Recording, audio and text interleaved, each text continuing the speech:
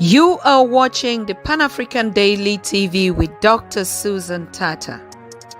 The Africa we want: unity, consciousness, our culture, our spirituality, our history. One Africa for Africans worldwide. Motherlands calling its diaspora home. Join my voice. Join my team. Join my campaign. Campaign 21 hashtag 1 million subscribers on the Pan-African Daily TV YouTube. Be a volunteer. Apply now. Be the new Africa.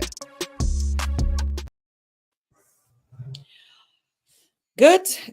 Welcome one, welcome all. We are live on the Pan-African Daily TV on this very important series that we're starting today with Professor James Small. And this is the series that we're going to be talking about in the coming years on Pan-African Daily, because it has dawned on us that probably we don't even know who we are. We mix a lot of conversations together: Africans on the continent, Africans in the diaspora, Africans from the SIT regions, African migrant communities, African. At some point, after doing a couple of lectures here with us, we actually sent out a research team to be able to select the perfect lecturers that we're going to have on Pan-African Daily TV. And when I consulted Professor James, he said, we are Africans, because these lectures, we did it before. And so instead of us always confusing who we are, sometimes we say we are the melanated, sometimes we say we are Black Africans, sometimes we say we are African Americans, African Europeans, Africans on the continent. Like, the appellations cut us again into pieces. And sometimes we're like, no, we are not actually articulating who we are. So we are bringing a new brand to Africans worldwide under one name. We are Africans, or under one description. We are Africans, period. Whether we are from the continent or the diaspora, we are Africans. Welcome, Professor James Small. Well, thank Welcome you, today. Sister Tatah, Sister Dr. Tatah, BG, Thank you. Bamenda girl. Yes. So you're going to have to put my African name on the next time. That's Nana Kofi Mpansa II. Okay, I'll do just that. Yes. I'll do just that. Prof, how are you doing? I mean, you look so I'm smart. doing How come we're wearing the same Mali mod things together? I was just like feeling cold. I mean, I love Mali. I've got more mud cloth than you can imagine. I can imagine. I have a friend, his name is George. He's a merchant in Ghana. I have mud cloth tablecloth. I have mud cloth bed sheets. I have mud cloth wrap around. I have mud cloth jackets. And I have the male for me and the female for my wife. Yes. With different designs. And it's a beautiful warm cloth for this weather in America. This jacket is so warm. Yes, that's what I'm covering. I also have mine here. I have a lot of pieces of them too, in different designs. Yeah, that one is beautiful. Stories on it, and very portable. This is original handmade, isn't it? The original clothes of the Africans. And I've actually framed some in pictures. They're on my walls, as portraits, because the weaving work is so fantastic of the village scenes and the people and the mother and the children. So I've framed them. I've given it to friends for gifts who put it up as tapestry in their homes. So it's a beautiful cloth. Yes, actually, it's one of the brands that we're going to be doing on fashion in Africa, because these are the original.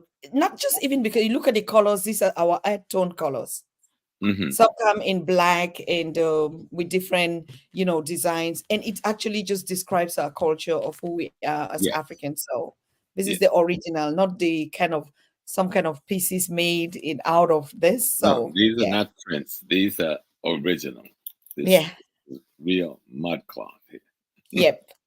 Wonderful.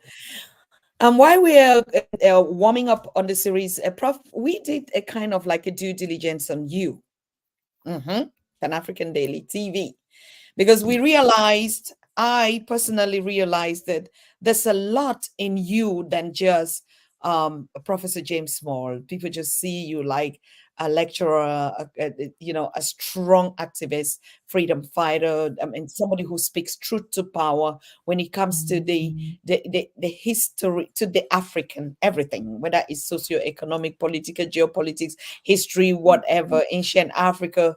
I mean, you are just on it. But I realized there is more. There was more, and we talked about it on the team, and we decided to just do a kind of a research, and we found out that there was just too much in your background, and when people just see you here speaking, they actually don't know certain facts and figures and origins. And we begin to realize if we would need a lecture and a permanent lecture, there's nobody that is more qualified than you. Of course, there are others, but when I said nobody, like the face on the Pan African Daily, the partner on the Pan African Daily. And so we want to actually bring the audience to really understand who is Professor James Small, all the things you have done. So when we speak and we listen to your lectures, it is in line. It's not, all the experiences, the different, format of Professor James Small, how they know you, who you were, and stuff like that. So we discovered a lot of things like the trips you've been making out there to Kemet, Egypt, way back before we even heard anything about that. The functions and the roles you've been playing in the revolution movement since 60 years, you and Professor Jeffries. Jeffries, Yeah. sorry, Leonard. And the history that you have is more than just watching Professor James here. It's more than just sharing normal conversations and getting your opinions on topics that are relevant to the development of the African. So that's why we want to start this incredible series, We Are Africans, to just Yeah. stop all the misunderstandings between us. I don't know how we have to program it. I don't know how we'll do it, but I just know that we need you. We need some other voices too, that we've also done some research on them. And we say these are the permanent lecturers that would be as a point of reference when it comes to lectures on the Pan African Daily TV. Can I say that boldly? Yes, ma'am. What do you want me to do? Talk about some of that? Sure. I think I already just said, like, from the origin, we found out that before we even started hearing about, the history of Kemet and Egypt and the tours you've been bringing, you've been taking people there. Right now, your tour is coming up where we have to go through Egypt, and then from Egypt we go to Ghana. And sometimes even the last year, because we were just reconnecting, people thought those were your first tours, or maybe those were some Yeah. of the, but you had been doing it, and the For most 40, important what, thing, 40, Prof, for 40 years. for 40 More years. than 40 years. Oh my God. And our original concept was a pilgrimage. It was called the African Pilgrimage Project. And I got the idea from my travel to Mecca back in the early 70s. Most people don't realize that I was a Muslim imam for some 18 years. After the assassination of Malcolm X, at age 21, I became the imam over his mosque, right? So it's called the Muslim Mosque Inc. And when I traveled to Mecca, I realized this is not our tradition, and this is not our religion. So a few years after returning from Mecca, I never again went back to teach from the pulpit. And a year later, I closed the mosque because it was not our religion. Even though millions of us practice it, like millions of us practice Christianity, we practice it to the rejection of our ancestral indigenous religions and culture and spiritual systems. So I wanted to come back home because while I was in Mecca, I saw the African face in a way I'd never seen it. I've always been a Pan Africanist all of my adult life. But while I was in Mecca, I got involved in a traumatic situation. And I'm sitting on a curb in Jeddah, and the Hajj is over, and I'm broke. I have no money. I can't leave the country, just like Mapongo was standard. That's why I appreciate it. I'm standard. No one will let me fly. I'm stealing food to eat, and I have malaria, and I'm sitting on a curb thinking I'm going to die. And they would carry my body around the Kaaba on this whiteboard wrapped, and my family would never know where I was. And while I'm sitting there crying, a man stood over me and started speaking in a language I didn't understand. And when I look up, he was in a full Yoruba buba, head to toe, in the middle of Saudi Arabia. So I said, "Oh, sir, I speak only English and a little Arabic." And he says, "Oh, I speak English." He says, "I'm from Nigeria. I'm from Lagos." And he asked me what was the problem. And I told him my situation. And he says, "Come with me." And this stranger bought me an airline ticket on Air France. And I was able to, he saved my life literally. And I was able to come home, go to the hospital when I got to America because I was very sick. And that's when I realized I'm going with him. Whatever spirituality he got, I want that. And from that point on, I delved head over heels in indigenous traditional African systems, trying to study and understand. But early on, Dr. Leonard Jeffries and myself founded the African Pilgrimage Project. I said, if the Muslims can go to a pilgrimage to Mecca, why can't we go to a pilgrimage to Africa? So we said, let's find a site. So we chose the Elmina slave dungeon because so many of us was imprisoned there and so many spirits died there. So in 1992, we took 80 people and we were the first ones to wear white to march into the dungeon. All of the chiefs of the central region gathered in that dungeon and held a big durbar, right? A durbar, most Africans know what a durbar is, a big celebration with all of our indigenous leaders and all of the chiefs. And on that day, sacrifice was made to consecrate the Elmina slave dungeon as a shrine to all of those that died in the Middle Passage. All right. And the blood was spilt all around. And all of the priests from all of the central region came and participated. And then when we went into the fort and we heard the guns boom and the dancing and the umbrellas, we didn't realize there were about 1,000 people in there waiting for us with the hands and sitting in state. And that day, President Rollins told me that I would be in stool because I had done a lot of work with the government to try and promote bringing our people back home. But when I got inside, they snatched Dr. Jeffries and threw him in the air, and he's spinning, and they're carrying him in the air, and the men are throwing him up, and the guns are boom, boom, and the umbrellas are going. You know, you've seen it in Cameroon. So, Yes. and Dr. Jeffries is screaming, "No, not me! Small, get small!" in the air. So once he's powdered down and he's got all the blessings and he's sitting on the stool and he's got his sword in his hands, then the chief priest came over and whispered to me that we could not install you because you're a priest. I had not told them I was a priest, but they knew I was They knew. of the tradition. And so that's the day that in 92 that we consecrated the Elmina slave dungeon as a sacred shrine to those killed in the Middle Passage and on the other side. That's what that place is. And on that day, the spirits came to me the night before and said we should wear white. But none of us had white robes. So we called the Hebrew Israelite community who made us white ponchos overnight. 80 of them. 80, they made 79. So I took mine off to give to the one man who did not have one, but I was leading the group. So all I had, I went to my bag and I had a robe that a brother had given to me that his mom made, a buba, Mhm, in Liberia. And that buba was red, black, and green, mhm, like Marcus Garvey's colors.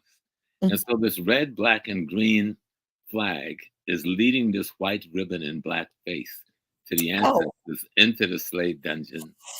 And we have the footage somewhere. I have to find that footage for you. And so at that point, Ghanaian nationals and Ghanaian children in schools did not go into these dungeons. Matter of fact, during that period, people would write articles about me and said, "What is wrong with this man? Him and this Jeffries, they're coming over here and going into castles crying." We said, "These are not castles, these are dungeons." And I would answer them back in newsletters. mhm. But years later, we would work with President Rollins to start the first Emancipation Day. And so I worked to bring a body from America called Mr. Carson. Well, Rita Marley and others brought, and Minnie Phillips brought a body from Jamaica called Crystal. Sister Crystal was 400 years old, but we brought her body back home. And Okay. Samuel Carson was 270 years old, and we brought his body back home. And we buried him at a place called the Slave River, Donkrosum, in the Asin region of Ghana, where now everyone goes, thousands and thousands and thousands now go and make pilgrimage there every year. And so that was the beginning of Emancipation Day in Ghana. And I led that project along with the government of Ghana. So I'm very proud of that. So Yes. history will tell my story on that. So when we do these tours to Africa, we've never done it for money. We've never, any surplus money we make, we use that to take someone who cannot afford to go. We pay their way. So we would take every year maybe 10, 15 students who could not afford to go with that extra money. Or we would take elders to go who to see Africa for the first time and to make a pilgrimage to the dungeon. And when my great uncle was 85 years, I took him. He died a few years after returning home, but he wanted that. And he enjoyed himself. You would not know this man was 85 years old.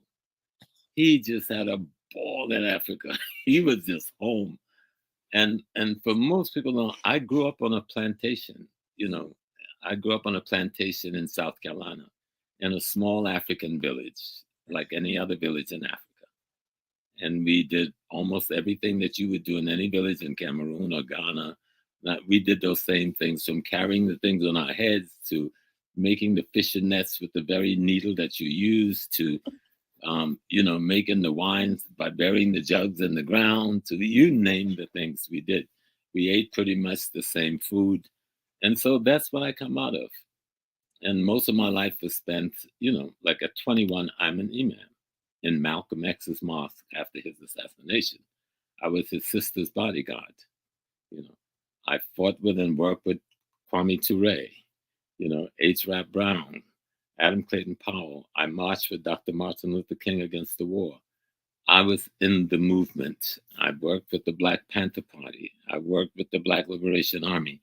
You know, I worked with SWAPO in Namibia, and we worked also with Frelimo in Mozambique, Guinea-Bissau with PIGC. As a youngster, this was my life. This is what we did. A revolution was your soul. The freedom of Africa was everything. Still is everything. That's everything. So I come out of that thing. And I remember when Namibia went into the first ceasefire, all the students that the UN were paying for to go to college from Namibia, the UN immediately canceled their scholarships. So I took all of them, 160, to City College, and I gave them all full scholarships under one Wow. agreement. When you finish school, you go back to Namibia and go home and help our people.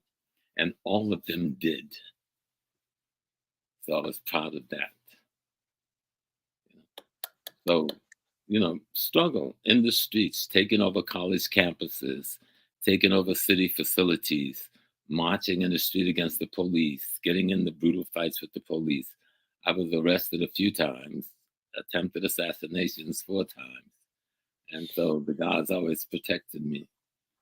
I remember one night the Los Angeles police had me on my knee with the pistol to my head, and the federal police rushed in and took me away from them. That was 1970. You would have never met me had they been successful, but they wanted me that night really bad. They had beaten me very badly and dragged me behind this place, and they were going to end it all. But the federal government was afraid because I was with Malcolm X's sister. They had broken her hands in 7 places. And so they were afraid if they kill these 2 people, there's going to be too much trouble in the streets.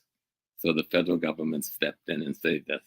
You know, they may be sorry today, but they saved me then when I was very, very young. So this is before I get to the university.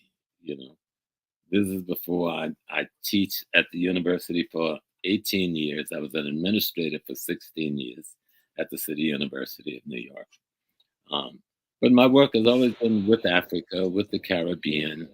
I supported Maurice Bishop in Grenada until his assassination. I worked with the NJAC and the Emancipation Support Committee in Trinidad. I worked with the Socialist Party of Jamaica, and of course the forces in America. That's where my life has been. That's what I did. You know, that was breathing. And through all of that, I somehow maintained a marriage for 54 years and raised, our kids, our 6 kids. They went to every rally. They slept on the floor in hotels or in rooms or in vans. We were going to political rallies all around the country. I dragged all of those children with me all through the years. And so that's life. And the story then and now is that we are Pan-Africanists. I see one of my big brothers on there, Oba Tishaka. Hey, Baba Oba, how are you doing? That's one of my teachers right there. And if you think I've got a story, God, you've got to hear this man's story. This man he's one of the living legend of the Black political and educational movement in America. And You most can people say don't that. know his name. Most people don't know who he is. So when people see us come out here and we're talking history, they don't realize we've got backgrounds. We've got political backgrounds. We've got community backgrounds. We've got family backgrounds in this struggle to be Africans and to be African again. That's so key. And we've been through, in the last few years of discussion, people over here saying, oh, I'm not an African. We were here before the slave ships. Oh, I'm a foundational Black American. And I went among them, tried to appease them, to work with them. And some did listen. I must give them credit. And I says, okay, if you want to be a foundational Black American, that's good. That's an ethnic description of an experience you've had. But what is your race? You're an African. Would I give up my race for an ethnicity, which is only an identity of an experience? No. Give me Africa. So the best way to do it, instead of saying African American, Foundation African American, African Caribbean, African Canadian, African European, no, we're just African, period. Yes. One word, one identity. That identifies our ethnicity, it identifies our culture, it identifies our race, it identifies our lineage, it identifies our ancestors, it links us back to our civilizations, and that's that. And that links us back to the beginning of humanity itself, just being African. Too much respect. Too much respect to you, Professor James Small. And I actually want to salute all of you that are joining us on this program. Like, yes, we are putting it all, like our brother Kinom just said, I am African in America. So but at the end of the day, the appellation from today that we're starting these lectures and this series is we are Africans. Yeah, we are not we just African have to, Europe. even I used to say I'm an African and American. And then I Yes. said, America is my geopolitical place and my Africa is my race. But I don't even have to say that anymore. I'm just an African. If you're standing with me in America, you know I'm in America. So I don't Mm, have to say that. I'm just an African. That's my identity. America is the place I happen to be standing. And so if mm. I'm in London on a particular day, I have no more connection to London except some historical experience than I have to America. I'm just an African in London. I'm an African in Germany. I'm an African in China. Last night, I got a beautiful phone call. I had just gotten back in from a lecture. I was totally exhausted. And I got a phone call from this beautiful young lady, Ashia Bankal from Australia. I said, who's calling me from Australia? She's Southern Sudanese. Mm. And she's in Australia. And she says, oh, Prof, I finally got your number. I've been watching you on Pan African Daily TV for the longest time. Oh. And I just wanted to find a way to just reach out to tell you, you know, I'm just holding on to life, she said, because I don't know why these things are happening to our people. She says, Mhm, I'm from South Sudan. Why has this happened to our people? Why has mhm, this happened to Sudan? And so, mhm. and so I said, explain that's what we are trying to do, to teach history. So these things will not be a mystery to you. We know Yes. about imperialism. We know about colonialism coming to take first our people, take our skills, then take our oil, then take our gold, and take our manganese, and take our diamonds, and so forth and so on. And so that's what they want. They bring us religion and all this other foolishness about democracy and civilization. We had civilization. We created civilization. We have an African democracy is one of the best practice in the world. We don't need them. And so they've come to take our natural resources to build their countries. And they've made us suffer the wars and the death. Her mom was killed in the war in South Sudan. Her dad got killed in a car accident fleeing the war in the Sudan. And she and the children and the husband made it to Australia. But she says, I want to be with my own African people.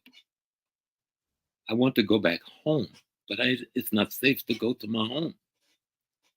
I want to go back to Africa. I mean, and I was sitting up here with my heart all broken. So I called some friends in Australia this morning and told them, please reach out to this lady for me. Because I told her, don't give up. Don't give up. Because Africans don't give up. But she agrees, never give up. We don't give up. We fight. Because we are Africans, we fight. But it was just beautiful to hear my little sister calling me because she saw your program. And she thought that my talking about the culture and the spirituality, she needed someone to talk to her about who she is and how she can keep going Mhm. under the stress and the pressures living in a non-African country brings. And she wants to go home. And she wants to know why these things have happened to her. She says, I'm the only sibling I've got left. The others were killed in the war. Mm. So we have an obligation beyond obligation to all of the young ladies and young men like that. All of the young men that have drowned in the Mediterranean. All of the young men that have died across the desert trying to get to Libya to get to the ports. We have an obligation. We have an obligation, like you said, let's make We Are Africa a brand Yes. that becomes who we are worldwide. No other addendum to that name, African. We don't need an addendum. That says everything. And then the Africa, as Mapongo would say, and you would say, the Africans we want to build is the African we want to see. Mm. But we have to make sure we see the African that needs to be, that will service our people. We don't need anything. We've got enough land to feed ourselves for eternity. We don't have to import anybody's wheat or buy anybody's canned vegetable that's been in a warehouse for 100 years, right? Why do we have, with all of the ocean that surrounds us, all the rivers and lakes, why do we have to buy canned fish from Europe and Canada, China and Russia? Our smoked fish is just fine. Oh, Oh, a nice fish stew with some fufu on the you side. can say that. Yeah. Some fufu. The We, smoked fish yeah, is just we as don't need healthy from anything downbeat outside. If limber. they want to share their technology with us, a technology which we have quite helped them to create, Mm, then we will share our raw wealth with you. But you want to steal our raw wealth. You do not want to share the technology. You do hmm not want to share the legal copyrights that allow us to build and do things so that we can compete on the fair plane like you and everybody else. You know? So we are Africans. That's Period. that's the mantra from here in. We are nothing else. I'm no longer an African American. I never was an African American to start with, but now I'm clear how I identify myself. I'm an African. And if I want to go to Ghana, where me and Dr. Jeffries and our friends own a very beautiful hotel, another project that we make no profit of, we work our people to make sure they got good jobs. We give them the best pay we can give them. We give them insurance. We set up burial funds. We attend the funerals for all the families. I even go and visit everybody's church and everything else just to let them know I'm identifying with you. And so we can go to the Sana Lodge and I can lay my head in peace when I go to Africa and I'm home. Or I can go to Mabel's Table. Or I can go to Nana Kwabena and Ketchia's Palace up in Esukado, or I can go to my king's palace, that's Nanakwa Sapang in Agogo, where I can lay my head as Nana Kofi Mpansa II. I'm African. That's all I can possibly be. And until we are ready to be just Africans, the ancestors will not allow us to be free. Yes. We will not allow them to be free because there is no conceptualization of a freedom concept for something to be other than themselves. I said that really nice, and it explained a lot, right? Mm, That the only thing that we could call freedom is when we return to being Africans again, in a total surrender to our ancestors. How do you say? Amalgamation, absorption. They amalgamate with us, and we absorb all of them and become them again. When we become the ancestors again, and we are proud to be them again, then we will be free. Then we will know who our friends are. Then we will know who our enemies are. Then we will know what the truth is. Then we will know what experience that my little sister from Sudan was asking last night. What got us here? Why are they hurting our people like this? Why are these wars among our people? Why can't I go back home? I want to be with my black people, she said. Why should she have to be abroad in a land that is a land that has been owned by black people, but have been conquered and taken over by other Europeans who run it as a racist European state? She can come back to her beautiful Africa and yes. be free.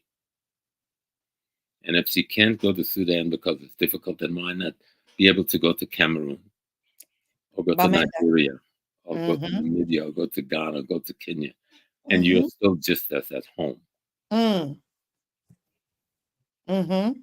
you know. Yep. For those that are joining us, we are on this special edition where we say we don't need any other adage to who we are. We are Africans. We So, are we are Africans is actually the motto, how we describe ourselves. Anybody ask you, or people used to ask, yes, but from which African country you can? No, I'm African. I am African. So, if you're in a group, we are Africans. That's all. You don't need to explain because even saying I'm African, coming from this and this and this, these are all the disunification that they put us yes. on it. Our Because ancestors if we one. took a map, Susan, and took Mhm. a good eraser and erased all the European lines on the map of the continent of Africa, there would just be Africa. Yes. All of those little lines that delineate these fictitious countries are lines drawn by the people who were murderers, assassins, genociders, thieves, liars, um, who appropriated the wealth of our nation. If we erase those lines they drew, all we have is African.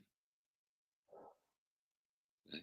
We did not have those lines before the Berlin Conference in 1885. We did not have such lines. Okay. So 1885 to 2024 is a short period of time for the millions of years we lived in Africa without those lines. So we are Africans. Period. This is culture and identity, Prof, because I think the Africans, what we are suffering from now, or a lot of young people, is that identity and that culture and identity. Who Yeah. am I? A lot of Africans Well, don't know first who we am got to I. say culture is nothing more than our ancestral educational system that was to teach us the values and principles of cosmology and ecology. All right. And in different areas, depending on the ecological environment you find yourself in, you use different tools to teach the lessons. But the principles you're teaching are universal to Africa. There's So only true. one African culture. We just have many cultural methodologies, cultural teaching modalities. Let's put it that way. The modalities that teach our culture is formed based on the ecology you find yourself in.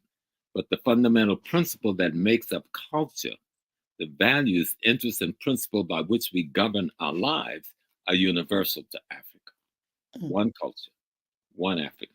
It is the European over exaggeration of the myth of tribes and culture that have us confused and thinking because I dance and I swing a little to the left and you dance and you swing your hips to the right, we have different culture, you know?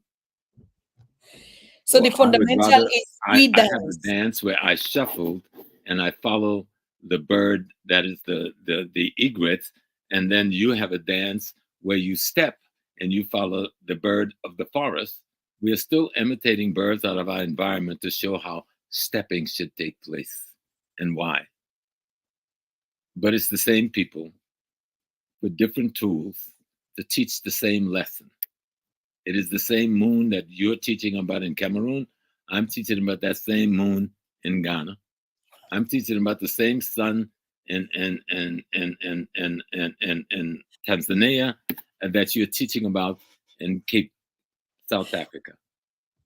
The same sun, the same moon, the same stars. I'm talking about the same Sirius star as the brightest star in the heavens when I'm a Dogon. I'm talking about them when I'm in the same star when I call it the dog star and I'm a Nubian. It's the same star. One Mm. African culture. There is not, we say, oh, I speak 20 languages. No, you speak 20 dialect of the Bantu African cultural language system. There's only one language in Africa. They tried to come and says, oh, there's the Bantu language, then there is the Semitic, the African Semitic, and then the something Asiatic. Cut the bull. We have one language. Anything else is nothing but fragments off of that one language system. You know, you can find in almost any language multiple words meaning the same thing, sounding exactly alike. The only difference, because the African language system is a tonal system, we can take that one word CAR and say 10 different ways with a different tone and mean 10 different things, and we all understand what we're saying. Yes. One Yeah. Africa. And we must claim that one Africa back. Stop letting people tell us to create fictitious differences, then we celebrate the differences that are not even real. I'm sure if I kiss Sister Tatah on her lips, she would feel the same energy if I kissed the woman from Tanzania on her lips would feel. And I too would Sure. feel the same energy. You know, it's a kiss. And One on the lips people. it evokes energy. So we have to like says we are determined, we are Africans. That's that. No more addendums. None. Period. Right? Yes. We have different methodology for teaching the same truth. If I go into the shrine in Ghana and I say, Naninyami and Jinyami, I come to beg you for this or for that. And then the man go in the shrine in Nigeria and he goes like, Oludumare, Oluorun, Oluodu, I've come to beg you for this. We just using different vibrations to beg the same force in nature for probably the same thing. Oh, I want my crop to grow good this year. I want my child to go to college this year. I want my husband or wife to get home safely from work today, and so forth and so on. So, what makes us different there? Absolute. What? That we would celebrate it as division instead of unity. Hmm? The unity is we're talking to the same force of nature. We're talking to the same divinity. All African systems see and are very clear that what we call God is the totality of everything. Okay. It is the totality of creation. It is all things that exist at once. Right? And so the whites are calling this the string theory, the principle of one, but he can't prove it. But our culture is an explanation of it, but he can't create a mathematic formula for African culture. So he's confused and he doesn't want to accept that, those African people, they are a totality. They are whole. So we keep coming in and chopping them up and confusing them to chop themselves.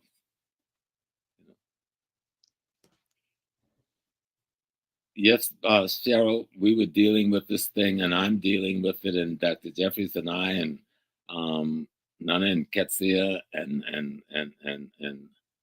a lot of brothers and sisters in the government and others on the ground in Ghana are wrestling with this issue of someone putting a restaurant and a bar in a portion of the Elmina slave dungeon.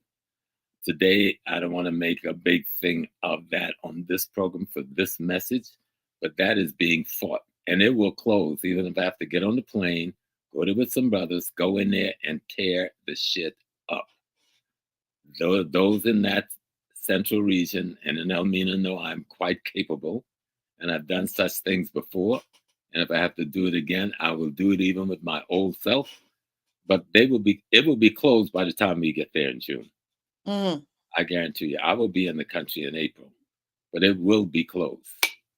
And to the credit of many of the brothers and sisters that work for the Ghana Tourism Authority who side with us, it just makes no sense. But it's some traditional leaders that have their hands open in this, and we want to close their hand and let them know this is a sacred space. This will cease and desist. For those who don't quite know what I'm talking about, someone has opened a restaurant and a bar in a portion of the Elmina slave dungeon. One Ghanaian man and one European man. And we're fighting to get that closed and done. It'll either be done, and I'm clear, I don't have to be afraid. It'll either be done the easy way or it'll be done the hard way. But it will be closed. It will be closed. And those who know, hear me well. It will be closed. The easy way or the hard way. And you may be confused about the hard way, but we have a tradition that will respond to this. This place was consecrated in 92 as the sacred shrine to those killed in the Middle Passage. No one, not even a chief, have a right to authorize such behavior. Yes. So it is in a process of being adjudicated at this moment, and it will be closed. Mm. It will be closed. Mm. And they like to play with what they call the juju. Well, what you call juju is more real than you think. So play with it. There are many who've played with it and had to say goodbye to this place. So don't play with it. This is an assault on the spirits of millions of ancestors. If our millions of ancestral spirits don't have the power to reverse this in the process that is now going on to reverse it, then we have to denounce them, and we know we can't denounce our ancestors.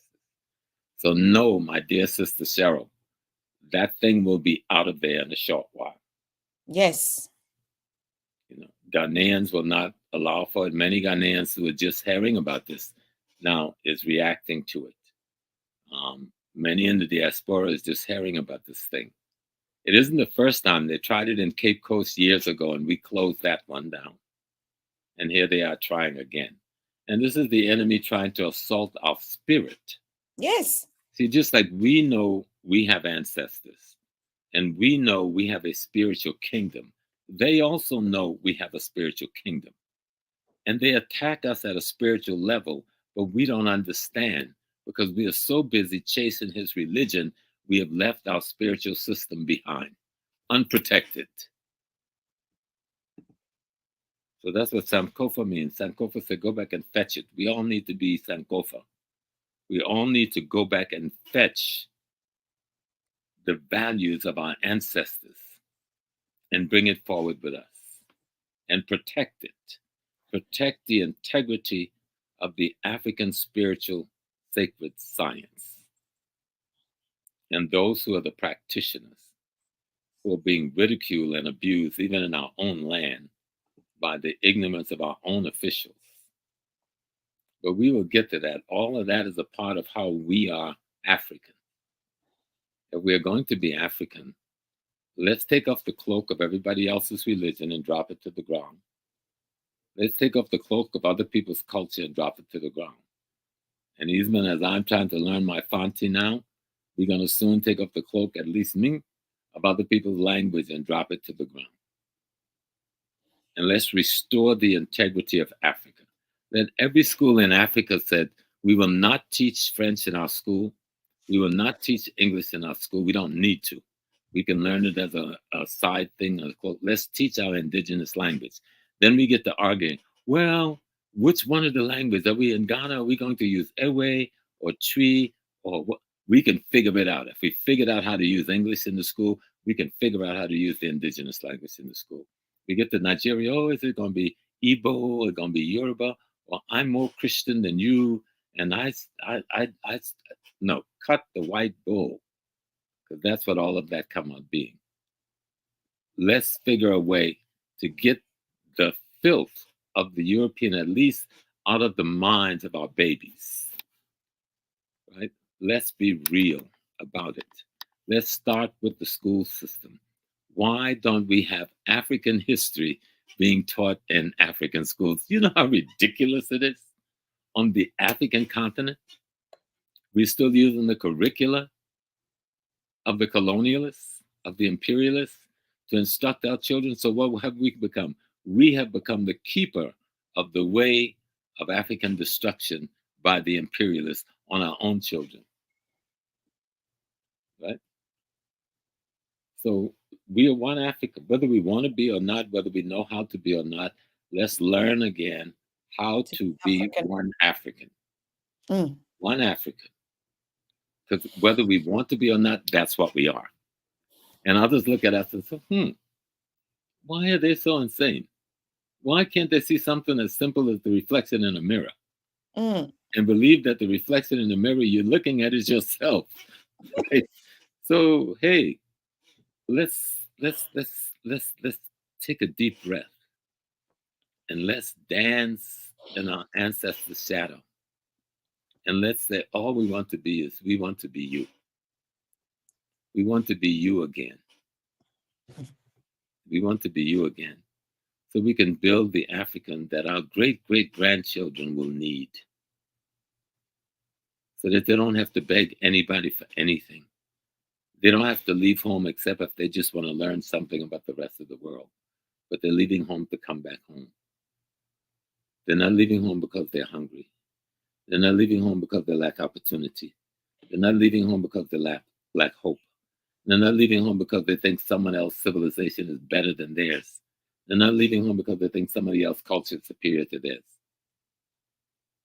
We have to turn that around. Because this is too real and it's causing too much death. When the brothers and sisters in Burkina Faso and Mali and Niger made that decision that they made to break away from French colonialism, French imperialism, the brothers and sisters in ECOWAS should have said, we got your back. We did not know how to break away from this thing, but you've done it. Now we will support you. But instead, they were ready to put together armies and come and stop the freedom process of people who just want to be free to be Africans again, to speak our language, to grow our food for ourselves, to profit from the wealth of our minds for our children.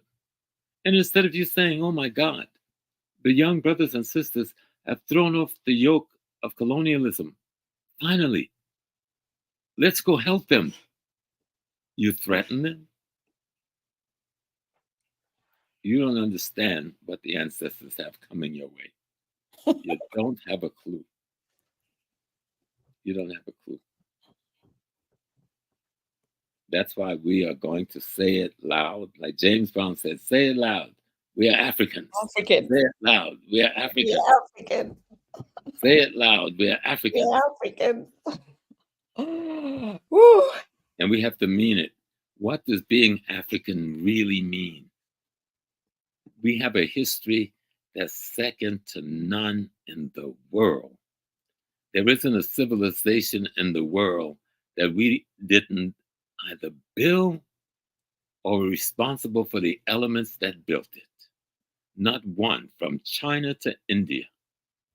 Europe never had a civilization, so I can't go there. From Central South America to any part of Asia and all of Africa, every civilization that man has wrote down has its birth in Africa. Genetically, linguistically, culturally, and spiritually. Prove it wrong. You can't. Because that is the universal truth. And everybody knows it, except us. Yes, Joseph, we are Africans. We are. And that's the key. That's the key to our freedom. Because we've won much of the physical war against these people. And we've won much of the intellectual war, but we have not won the spiritual war and the culture war. And until we win the spiritual war and the culture war, we would not have won any wars. You see? And that will happen because it has to be. You know, we want to be there. We want to be Africans. Well, to be there, you got to go there. But to go there, Zora Neale Hurston said, you have got to know there. Study your history. Know your culture. If you love your mother, you'll love your culture. If you love your grandmother, you'll love your culture even more. If you love your great parents, you'll love your culture even more. Mm-hmm. So heal yourself. We're not only divided as a people in terms of individual personage, but we are divided as an individual between itself, that the individual is divided. Not just the community or the nation, but our individual consciousness is divided. And we've got to bring that back together with the knowledge of our ancestors. With the dance, what does a dance do to the human body? Why did we invent this dance versus that dance? Now, for sure, some dance is just from the joy of moving the body, but some dance is for the beauty of healing the body. Some dance is for the beauty of restoring the spiritual equilibrium. So let's learn all of our dances again and use them appropriately again. Yes. You know? That's why I said every day we have to dance, we have to make love, we have to kushel, we have to do everything back from start. And we can do it. We must take control. Like I said the last time, listen, the only reason the trucks can take the gold and the diamond and the cobalt and the coltan and the manganese and the iron out of Congo, because we haven't blocked the roads. We've got enough millions to block every road to every port and every airport. But they frighten us with death because we believe in their religion. And their religions that make death such a prominent, diabolical figure that some little punk with a pop gun wearing a camouflage uniform made in Virginia, Baltimore, America, can scare us away from blocking that highway that would stop the coltan and cobalt from leaving Africa. You want to take my raw material, you build my school over there, you build my hospital over there, you build my freeway over there, you build my research institution over there, and then we'll negotiate how much of this coltan and cobalt your truck can take today to pay for the things that you and your technology can build. And we need to stop playing game with these people. Stop everything. Nothing leaves Africa until something comes into Africa in replace of it.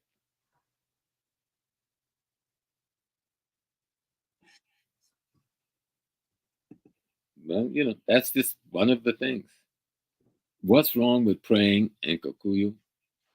And thank God the Kikuyu people are suing Britain for almost $1 trillion for the crime against the Mau Mau people and the Mau Mau movement and the genocide committed. Thank God that our people are raising up to demand reparations from all of the imperialists and colonialists that came and trampled on our land and kill our ancestors. That's one step in being African. Mm. In being African. And for us to make sure that these people don't create a separate South Africa called Cape whatever. Go there with the South African army and roust them out of your country completely, finally, which Nelson and them failed to do when they made those agreements they made. And they left them with 90% of the land, all of the mines, and talking about you got freedom or independence. We have no freedom. All the ANC did was become the managers of apartheid, the blackface managers of apartheid. That's not freedom. Give me my mines back. Give me my farmland back. And let me determine the terms on which you will stay on my land. If you want to behave as a human being, we can all live here together in peace. I see my brother Wade Nobles. Hi, Brother Wade. That's one of the great scholars and one of the great teachers. But we have to be very, very clear. We want our land back, all of it. We will determine whether you stay. And our humanity has already spoken for us. We do not treat other people as inhuman. If you want to stay and live on this land and raise your family and be friends and brothers and sisters, I don't think any African community would object to that, no matter what your color is. But you're not going to stay on my land with me as your servant. And that's what's going on in South Africa. South Africa has as much of an apartheid state today as it was when Nelson Mandela was in jail. Except now Black people are managing the apartheid state. I know you're angry with me, brothers and sisters. Oh, you're telling me maybe I can't come to South Africa next month to see Joshua, but I'm coming anyway. I'm coming anyway. And then we can argue when I get to the airport whether you decide I'm persona non grata or not. But the truth is the light. And even your tradition you've adopted said, know the truth, and the truth shall set you free. Matter of fact, your book that you have adopted said the truth alone will set you free. So yes, we are Africans. I think was it Dr. Wade Nobles or Dr. Asa Hilliard? Once I asked the questions of them. We were in Kansas City, and he said, James, we're just spirits in transition. So that's what's going on now. We are African spirits in transition back to being Africans again. African spirits in transition back to being Africans again. Okay. African spirit in transition back to being Africa again. Yeah, absolutely. Mm-hmm. Because that's the only way we'll be free. How can we be free? Nature will not call us free unless we are free to be Africans again. Not free to be African, but free as authentic Africans again. That is the only definition of freedom for an African. Right? That is the only definition of freedom for an African. So what does that mean? Dr. Nobles talked about it in his wonderful book, his latest book. And anything by Dr. Wade Nobles, please buy it. Anything by Obati Shaka, please buy the book so that you can see these minds expressing how to become African again. We're going to be getting them live on the program, We Are Africans, because that's the unique program that Mm-hmm. we are identifying ourselves. I'm just talking to those that are joining us who maybe have missed the beginning of the conversation. We are saying today and forever, there's nothing about I'm from this, I'm from this. No. Anybody ask you who you are, I am African. They ask Period. you who we are Africans. Period. Period. Whether melanated or deeply what, or from north, south, east, we are African. Because you know We're what, not Prof? minority or people of color. We're Mm, just Africans. Period. yes. We've been given all sort of appellations that we Yeah. didn't even know again who we are. We're We are getting Africans. African Americans out the window, foundation of Black Americans out the window. One thing, Africans. Some will argue, oh, well, we don't know where that name came from, and it's somebody named Leo Africanus. Prove that. I dare you. And just trying to prove that, you will find out where the name come from, and you will be ashamed of yourself. And there's some saying, oh, but the land is called El Kibalan, and our great Dr. Ben said, yes, Doc said that to us, and I love Doc. I stood with him all of his life until his dying moment. But Al Kibu is an appellation linguistically of Arabic. Our land was not named by no Arabic word, you know. And it's Al Kibu land means the land of, stop making up. We don't have to make up anything. Yes. And we didn't have a word for the whole continent. We had a word for the whole universe. People, we are the universe. If you want to look and study, there's a group that I work with now, and Dr. Kimachi. He's an Ewe priest, high priest out of Ghana, and it's called the Council of Elders. And we've been discussing, and I love the way the Ewe identify God. The Ewe says, Sobe Lisa.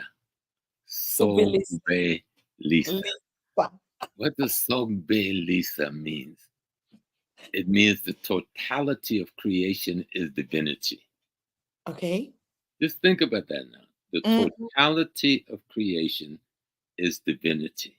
Mm-hmm. That means we are the universe.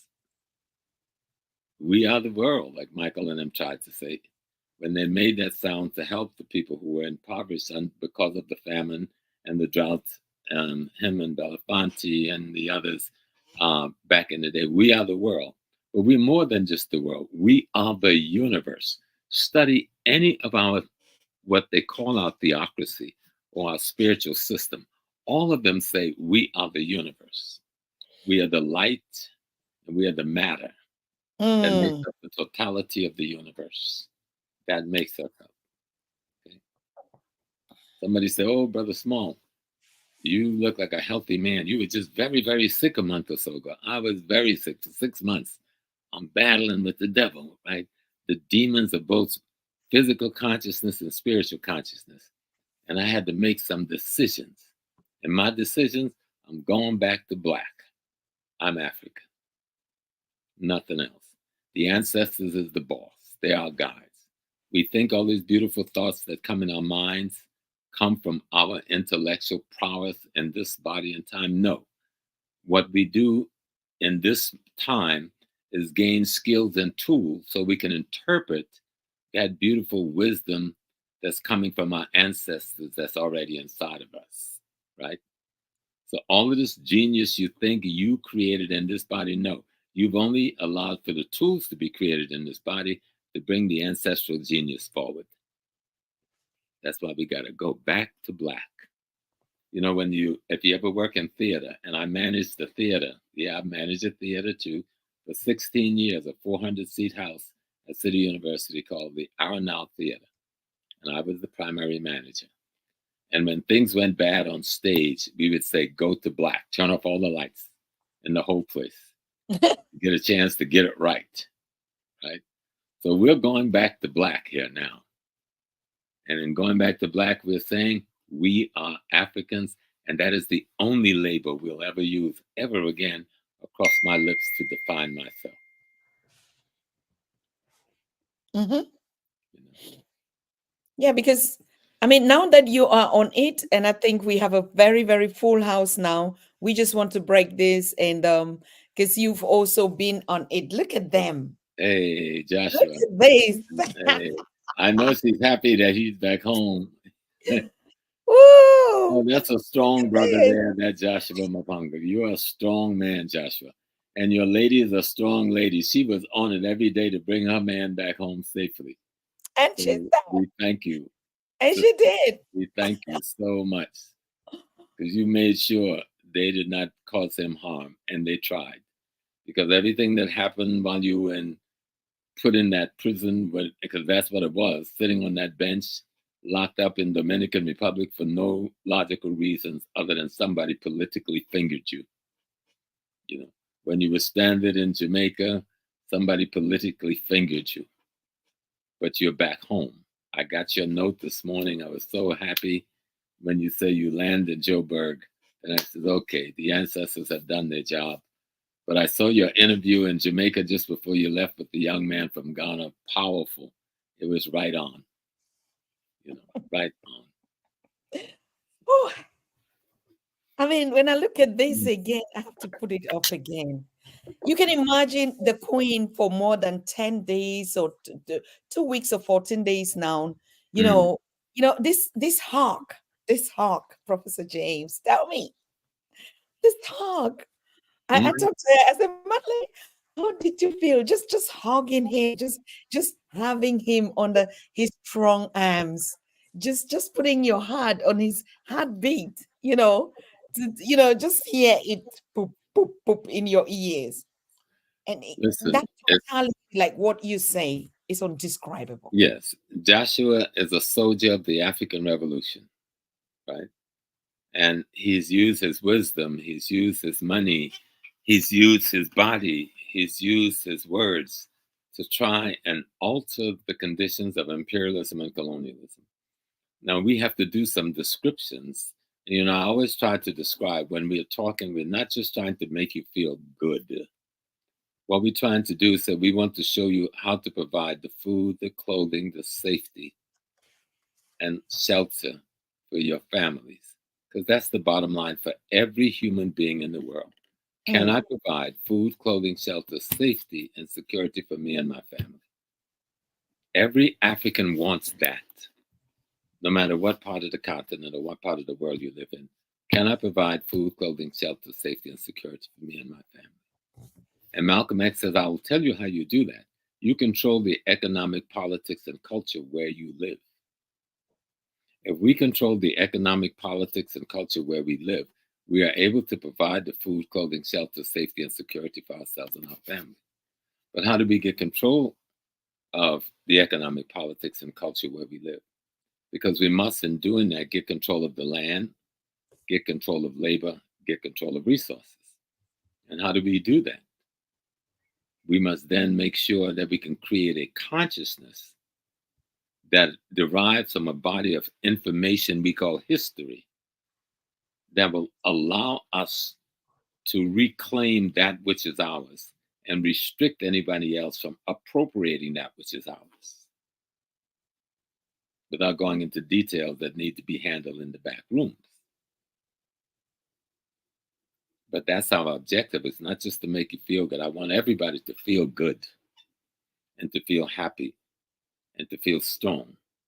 But I want to make sure when I'm dead and gone from this body, that my grandchildren is able to provide food, clothing, shelter, safety, and security for their families, and that they can control the economic, politics, and culture where they live so they don't have to leave where they live and move someplace else to have somebody else let them eat the crumbs from their table.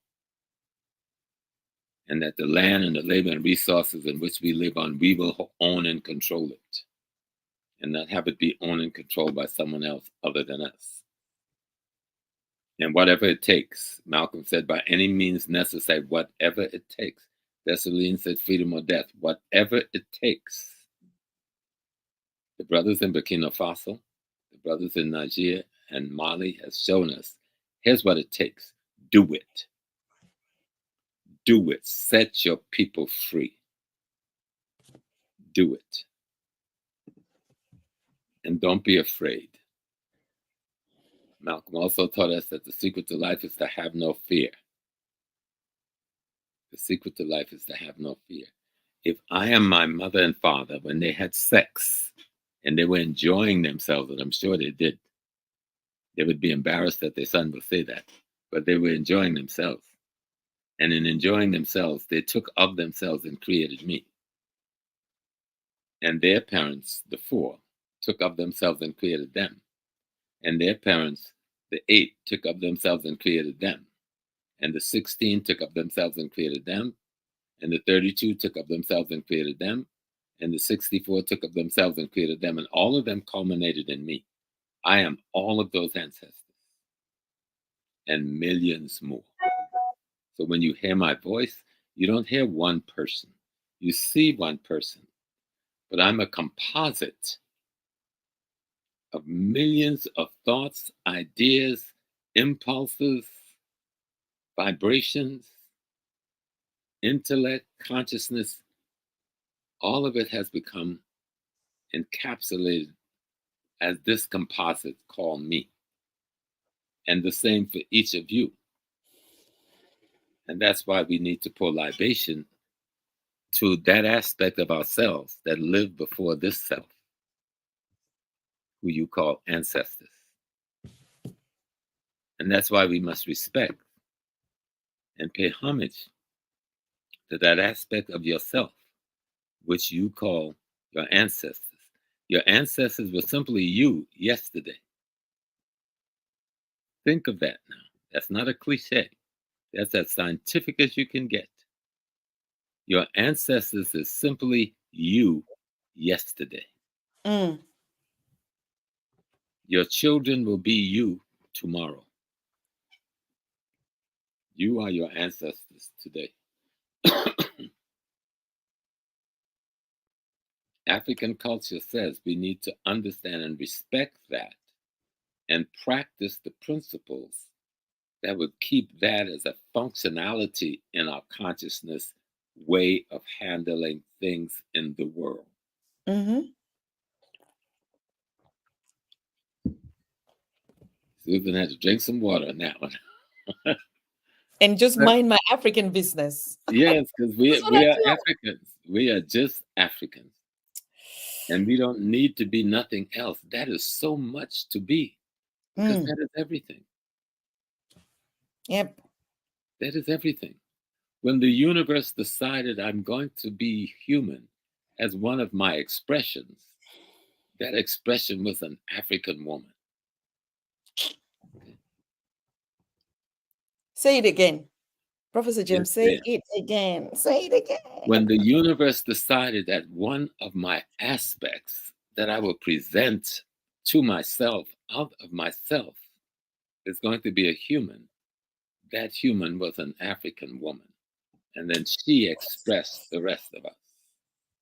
Aye. Cheryl, do you get this? Cheryl, do you get this? This is a 24/7 mindset family. Cheryl is saying Yeah. that, oh, this one here. So being African is important. Knowing your history, understanding your history. And there's certain specific uh, triggers we need to understand, like the Berlin Conference is so important to understand for this discussion of being African. Because knowing the Berlin Conference and what those criminals devised, and then watch them carry it out, and the wars waged against Africa, the war that should be called the first true world war, was the war that every European military raged against Africa after 1885, financed by Wall Street in America, right? And they draw those boundaries that we are now quibbling over as being nation states in Africa. And so when we study the Berlin Conference, we begin to study what happened. and we will study the invasion of Ethiopia, and we will study and understand how the defeat of the Italians happened. And then we will learn about the many African Americans, the thousands of African Americans that signed up to go and fight in Ethiopia Mhm. with our Ethiopian brothers and sisters. Yes, brothers and sisters from around the world, thousands of us prepared ourselves and signed up to go fight for Ethiopia. And the American government blocked most of us, but some of us made it to Ethiopia and we fought and died in Ethiopia for our people. A couple became pilots. Some were medical doctors. They gave up their practice in America and went to die in Ethiopia. But they keep those truths from you.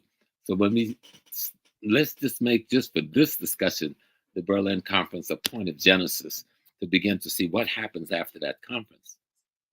And then let's study Muhammad Ahmed in the Sudan, the Mahdi, and his fight against the British and the Turkish armies based in Egypt, and how Muhammad Ahmed defeated the most celebrated British general of the day, Gordon, cut his head off and sent it back to Egypt with his Turkish troops on a platter. I don't know if it was on a platter, it might have been in a sack, but whichever way, he sent them back.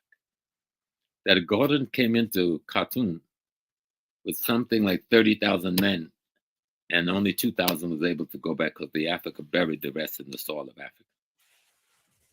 Okay. Let's learn about this man.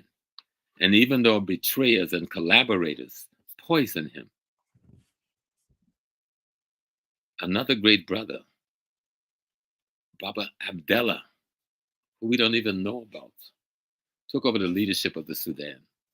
And he would have crushed the British and the French, even though the French came from the West, using other of our people as their troops from Senegal and Mali. He would have crushed them.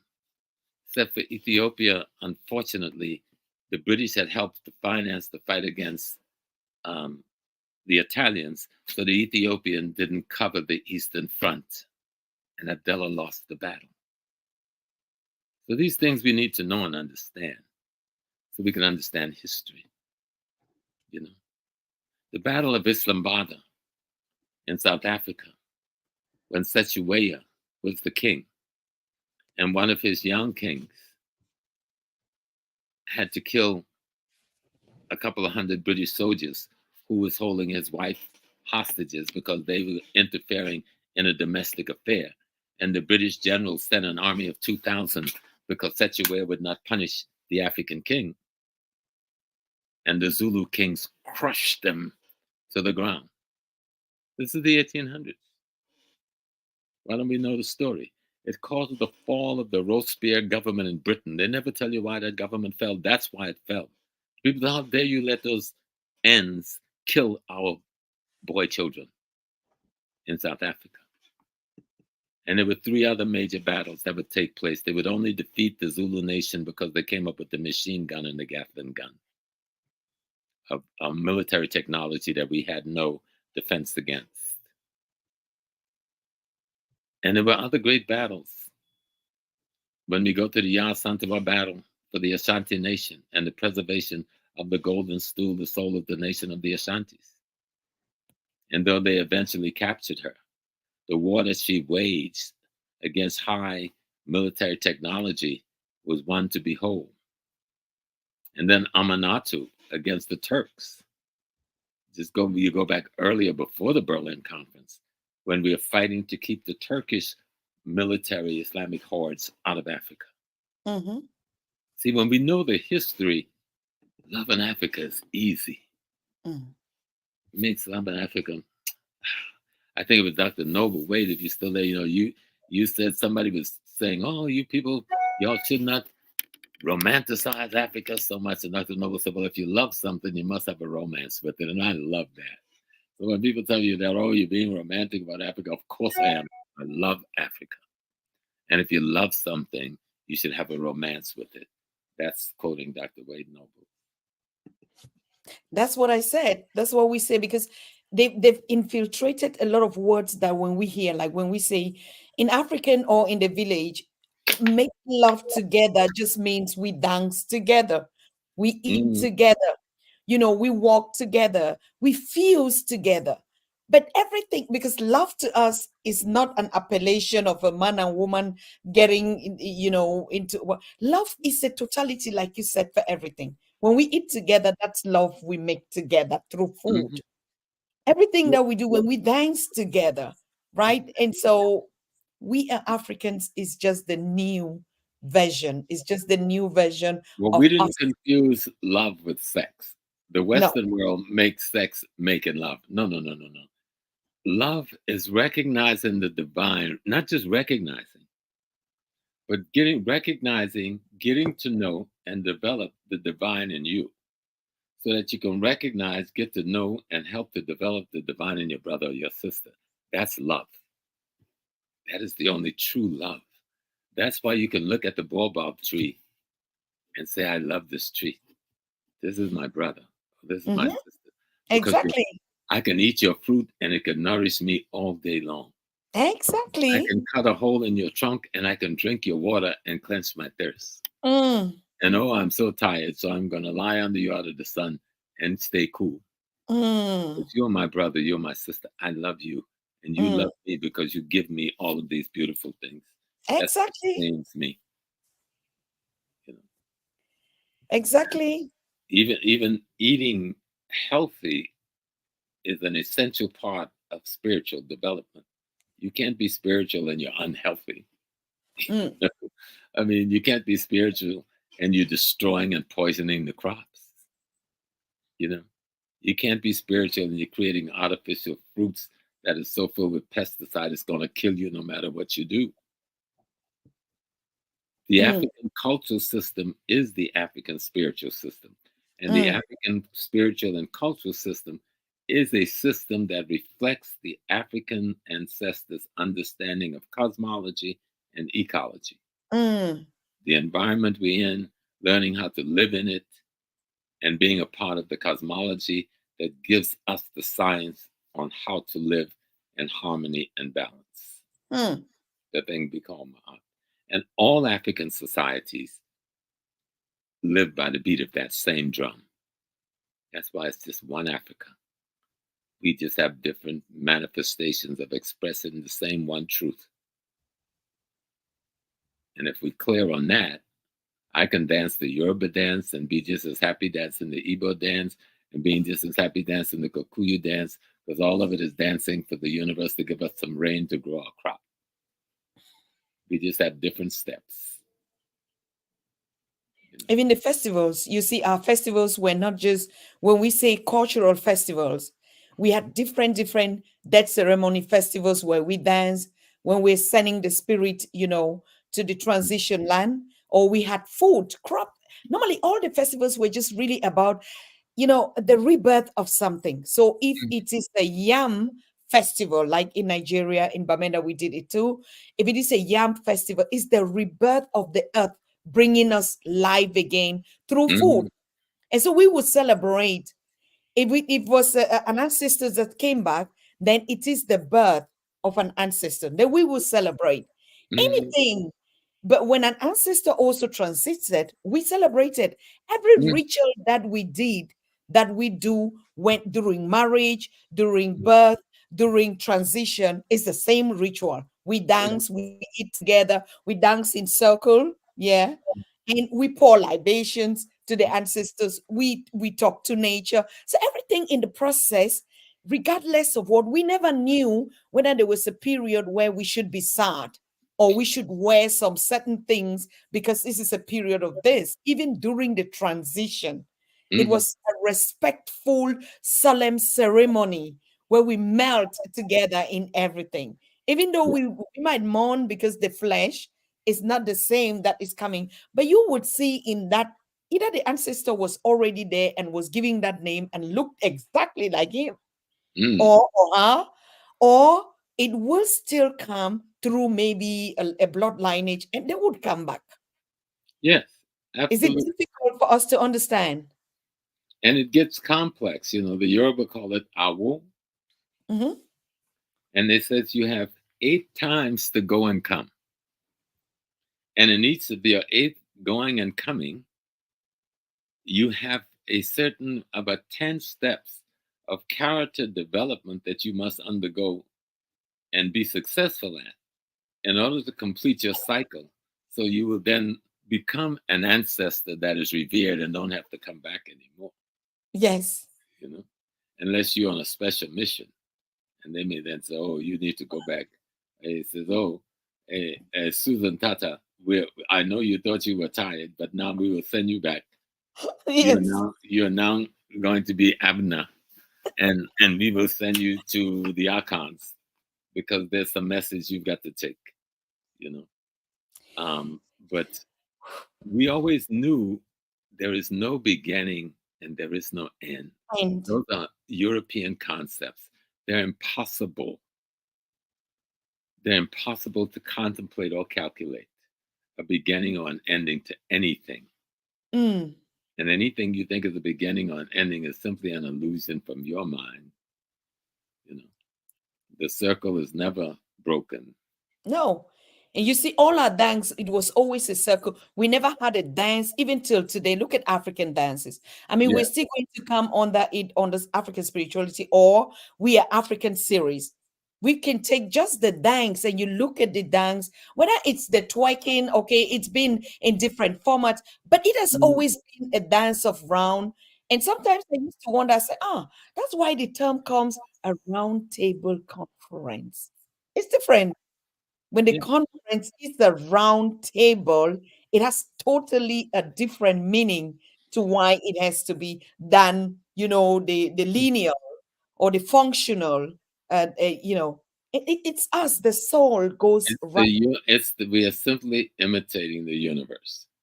If I Yes. sat in South Africa and I'm getting ready to plant, and this is the old days when I knew myself again, I would say, where is the constellation that the West call Cassiopeia? Where is it at this moment in time? Where is the primary star in the constellation at this moment in time? Where is the sun at this moment in time? And where is the moon at this moment in time?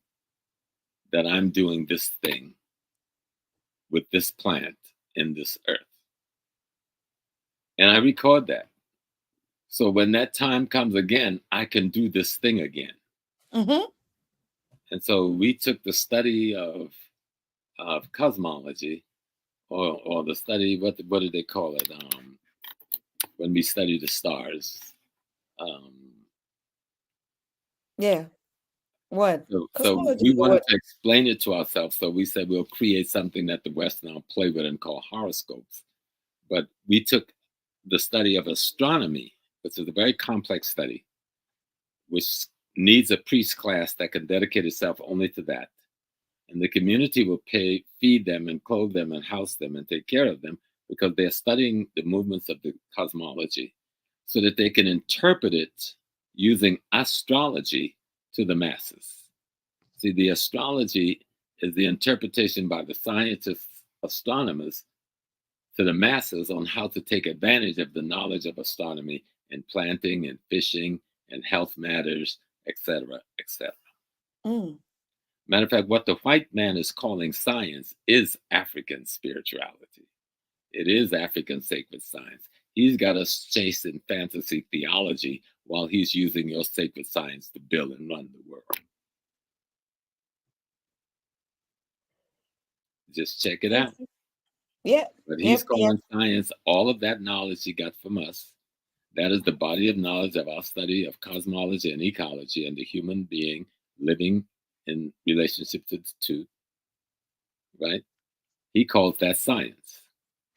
That was the very sacred science that we call spirituality of Africa, except he's reduced our perimeters for searching and looking to theology. Some mythical, metaphorical, allegorical, fake historical concepts of fragments from the periphery of the scientific reality. I know that's a hard one for y'all, but watch the tape. Yes. But I think. Anyway, I just want to thank all of you that are watching, and particularly those that are donating. I mean, somebody asked if I should post the link of how they can support a Pan African Daily to continue with these studies of We Are African. So I put We out the are banner up. Yes, we're Africans, a series that is coming up. And we just got a donation from Hobart Campbell. Thank you. You say this is the small I have, but I just feel I have to tip in to support We Are African slogan for all Africans. Thank you very much, Mr. Campbell Hubert. And if you also, want to support the Pan African Daily, we don't take super chats anymore. We don't do any adverts. We don't even have monetization rights here because of the truth that we're speaking right here. So you can support us by using our PayPal, which is exactly the Pan African Daily TV email. PanAfricanDailyTV@gmail.com. It's as simple as that. So yeah, thank you very much, Prof. I just wanted to recognize that and to thank this very, very wonderful audience that we have here. Most of them are already adopting, they're already calling themselves We Are African, they are texting it, Omo has been saying it, it's on it. This is yeah. just it. This is Thank just you, the Omar. right thing. Thank you, Omo. Like, instead of us confusing, everybody is just saying, this is it. How do we define ourselves? We are Africans. Because We are I Africans. think, When somebody says, "What's that?" We are God having a human experience. Well, what's that? We are the universe itself. Well, what's that? That is the yes. totality of everything. And We and and are and, and we are their mythical theory of one, their mythical string theory that they will never catch because yes. they do not have the spiritual capacity to contain the necessary consciousness to understand the totality of one, Oh, which is basic African culture thank 101. you. Thank you. Yeah, because I think even most people, what we realized before we came to this, Professor James made a very, and that's the one. If you log into the Pan African Daily TV YouTube, it's playing. It's really pinned on. We are Africans, and we've let it play for long, for almost 6 months, until we agreed now to say, because we've been so confused on who we are. Africans in Europe, Africans in America, Africans in the Caribbean, Africans on the continent, Africans in I don't know where, where. But today we are saying we are just Africans. Doesn't matter Period. whether we are where, we are Africans. Anywhere we are Africans. Because the one trick, Prof, sorry, that I realized going through the events that we do or gather the Africans here in Germany, because we didn't know originally, and Africa knew we were just one Africa, even from the Mhm, continent when I left. I knew we were African. I saw whether you were from Ghana or what. Yes, he's a Ghanaian, but he's African, right? mhm. That's how we know from the continent. That is why sometimes we are misleading the people on the continent by really talking about, they just know that, yes, there's a country called Ghana, there's another one called Senegal, but they know that we are Africans, just Right. as normal. But we're But going when to we reduce those travel, countries, but Susan. when We're we going to reduce travel, those countries to erasable lines. Those yes, are Berlin Conference lines drawn on a piece of paper. We're going to yes, get a wet cloth and we're going to go to that paper and we're going to erase that lines. So there's no yes, visas necessary. And we're going there's to no erase those business in, lines so there's no yes, tax for mm-hmm, crossing the border but for the trucks. We're going to mm-hmm, erase that lines so that there's no fee, customs fee for mm-hmm, passing from one place to the other. Because mm-hmm. if I'm in Ghana and I want to go to Togo, I am not going to walk down the highway to a post with 5 guards and pay them some money to go into Togo. I'm going a half mile down the road in the bush and I'm going to cross into Togo and mind my business because they don't have enough soldiers to line up along the border. Okay. And take enough water on the Yes, way to drink. thank you, Yes. please. And But I if will you, have if you, family meet me on the other side with the car in the road. When I cross out of the bush, I can go about my business. yes. It's so silly. That's exactly who we are. That's exactly who. And you will not need anything just by carrying your water bottle at the rivers. You tap water, everything is fine. You have Mm, mangoes, you have plums, you have pears on the road, you have bananas. You can just mhm. branch in a compound and harvest bananas and you eat along the way. That's exactly African. Nobody will come and tell you, oh no. A lot of people were growing in the village who say, oh, mom, mommy, I passed for your compound and I saw a cocoa and I just took it because my mother told me they had a place, they used to have a place, where they gather, like it was like a like a fountain, or let me just say A tree, mostly a tree, a under the tree. tree. Thank you, a tree. And that tree is like an accessible road to every other Lincoln village. So Hmm. what they used to do before the Europeans brought the churches, if you are going to the market or you're going to the farms or you're going anywhere, you have to drop yams or cocoa, anything that is eatable under that tree. Hmm. So when you went to the market, you were coming back, the rest of the food, you put it there. Anything. And those that are passing around, they just go and look at it. All right, I need this. They take and go.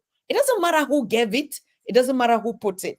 Hmm. And that was the sacrificial tree or the point of the libation. And she told me they did it every day until when they became now begin to send us to school and we come back with all this civilization and it stopped because there was nothing like, oh, you need to do this and then show to this person, no, I'm doing this more than this person. They just kept it there. Prof, it's possible we can steal that. How are we doing trade by barter? I enter into your house, I take plantain and I go and I eat, and the African is even happy when they take it. We're happy when they take it from us. It's so Hmm. strange that when we give now, it's like, oh, I'm saving somebody's life. I want to help my people. There was nothing, my mom said, there was nothing like I'm helping somebody.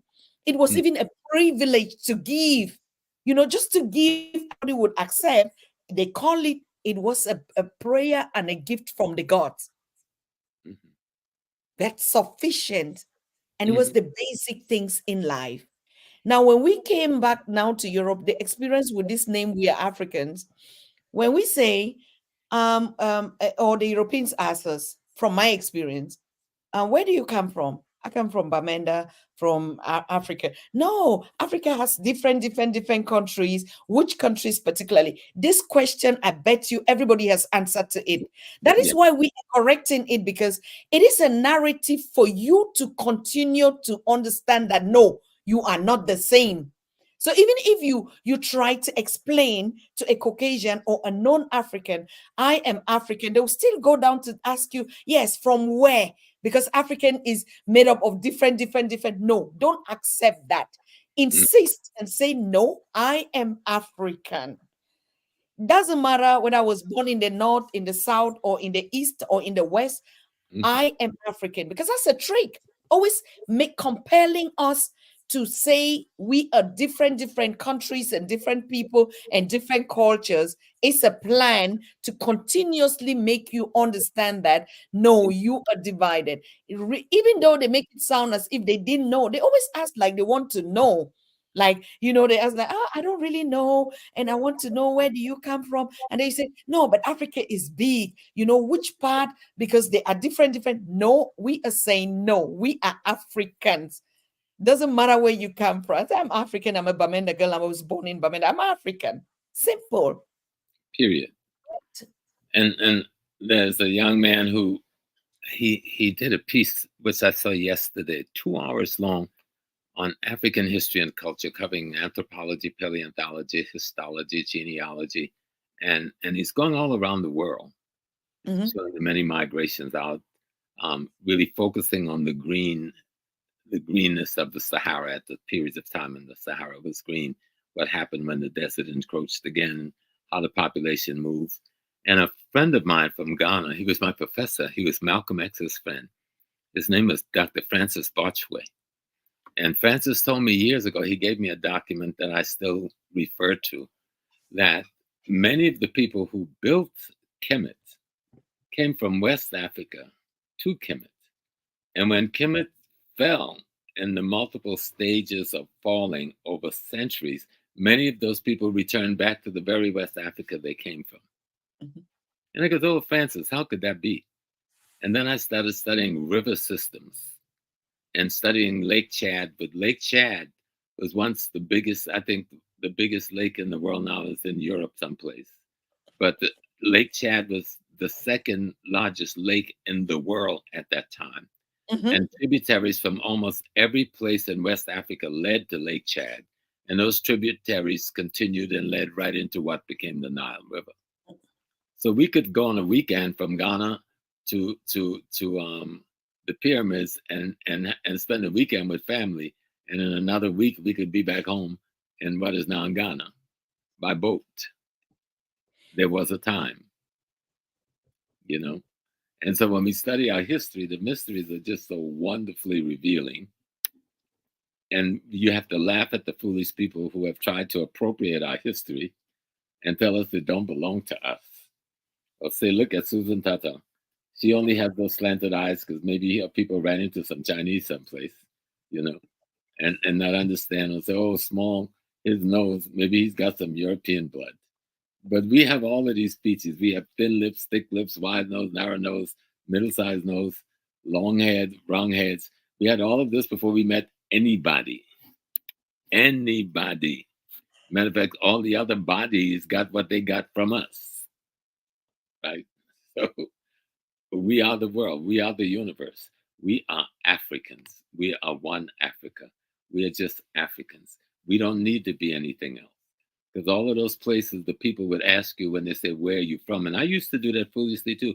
A brother said, I said, where are you from? So I'm from Africa. So, but where in Africa? And it's all from Ghana. Yeah, but where in Ghana? And then I Exactly. realized I'm doing the same thing the enemy is doing. That they came after the Berlin conference and they chop me up in little pieces and then make me look at my chopped up self as not being whole anymore. Mm-hmm.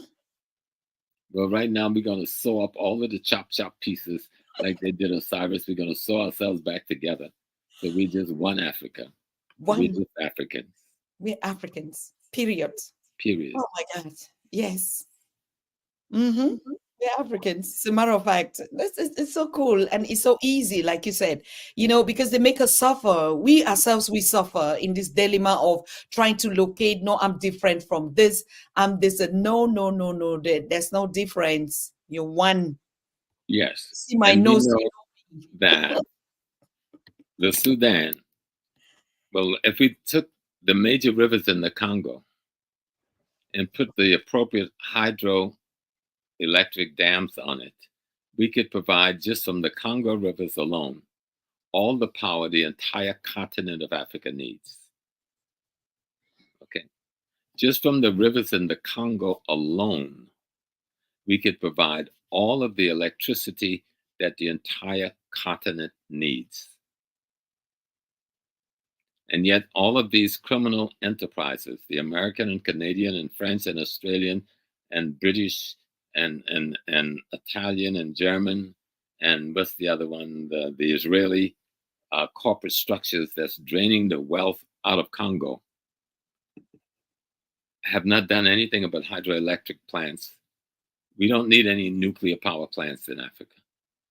And yet we've got them that these people have tricked us into doing and poisoning our environment. We can have just the power of the rivers, providing just the powers of the rivers in Congo alone, providing all the electricity that Africa needs. And this is where young people's minds have to be going to think, how do we design such a facility? And how do we bring it about? And I say this to the traditional leaders of Africa because you have the power. Believe it or not, most African countries, the traditional structures are still very much intact. Some may be underground, but they're still very much intact. The traditional leaders can call your people to order and remove those militias out of the Congo who are murdering so many of our people for a few dollars that they spend mostly on alcohol and drugs, not even to build decent family concepts for themselves. So why don't the traditional leaders make a call to question and call their people in and say, it is enough is enough. Put down your guns or we will ask the people to take your lives away from you because you don't deserve having African lives if your purpose is for a few dollars to take African lives. Do you hear me, traditional leaders? Mm-hmm. You have the power. You know you have the power. And if you truly are the representative of the ancestors, when you sit on the stools and the throne, you say you represent the ancestors, then give up your fear of dying and becoming an ancestor, because whether you want to or not, you will become one day. And coming back to this issue of power, When I was in Cameroon, and the lights, as usual, just like I was in Cape Town, the same thing. They call it whether power what or what. And I told some of my friends or siblings or young people, I said, can you just imagine that sometime might come that we just ignore. We ignore, okay, we don't have light. Then we light our bush lamps. They call it bush lamp. That's how I grew up. Because if you can imagine, it's a normal process, like you say, we orientate more to nature. Anything that we think it holds us in captivity, we try everything possible not to make it a part of us. Right. The day is made up of majority is the light, the original light. In the evenings when we stream, we need extra light, so we need to. But if we were streaming at daytimes, it is the most perfect light that we will ever need. So the universe had already given us the daytime as a whole time. And if you look at the cultures in the village, we knew really from the program that in the daytime we'll do all the chores.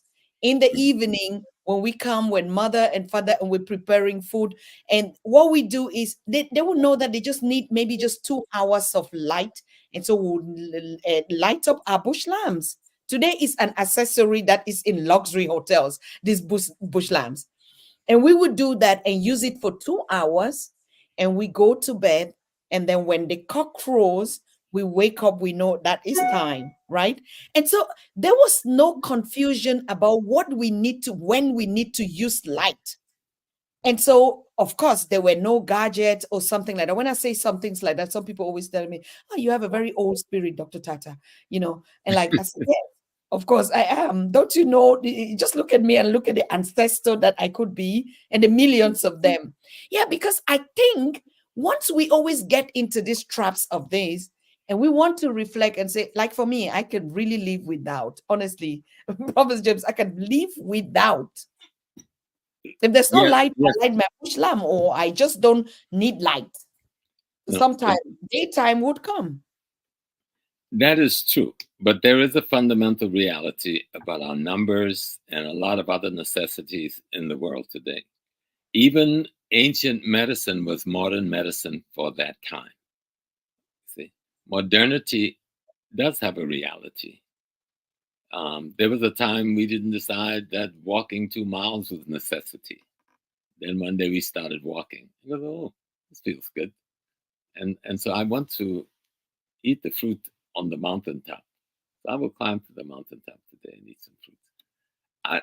My point in saying, yes, we could do it. We need to learn how to live without it. And in most villages, we do. And the things you're now saying, I can go to the average village in Congo and Angola and Ghana, and that cycle exists because they don't have electricity, you know?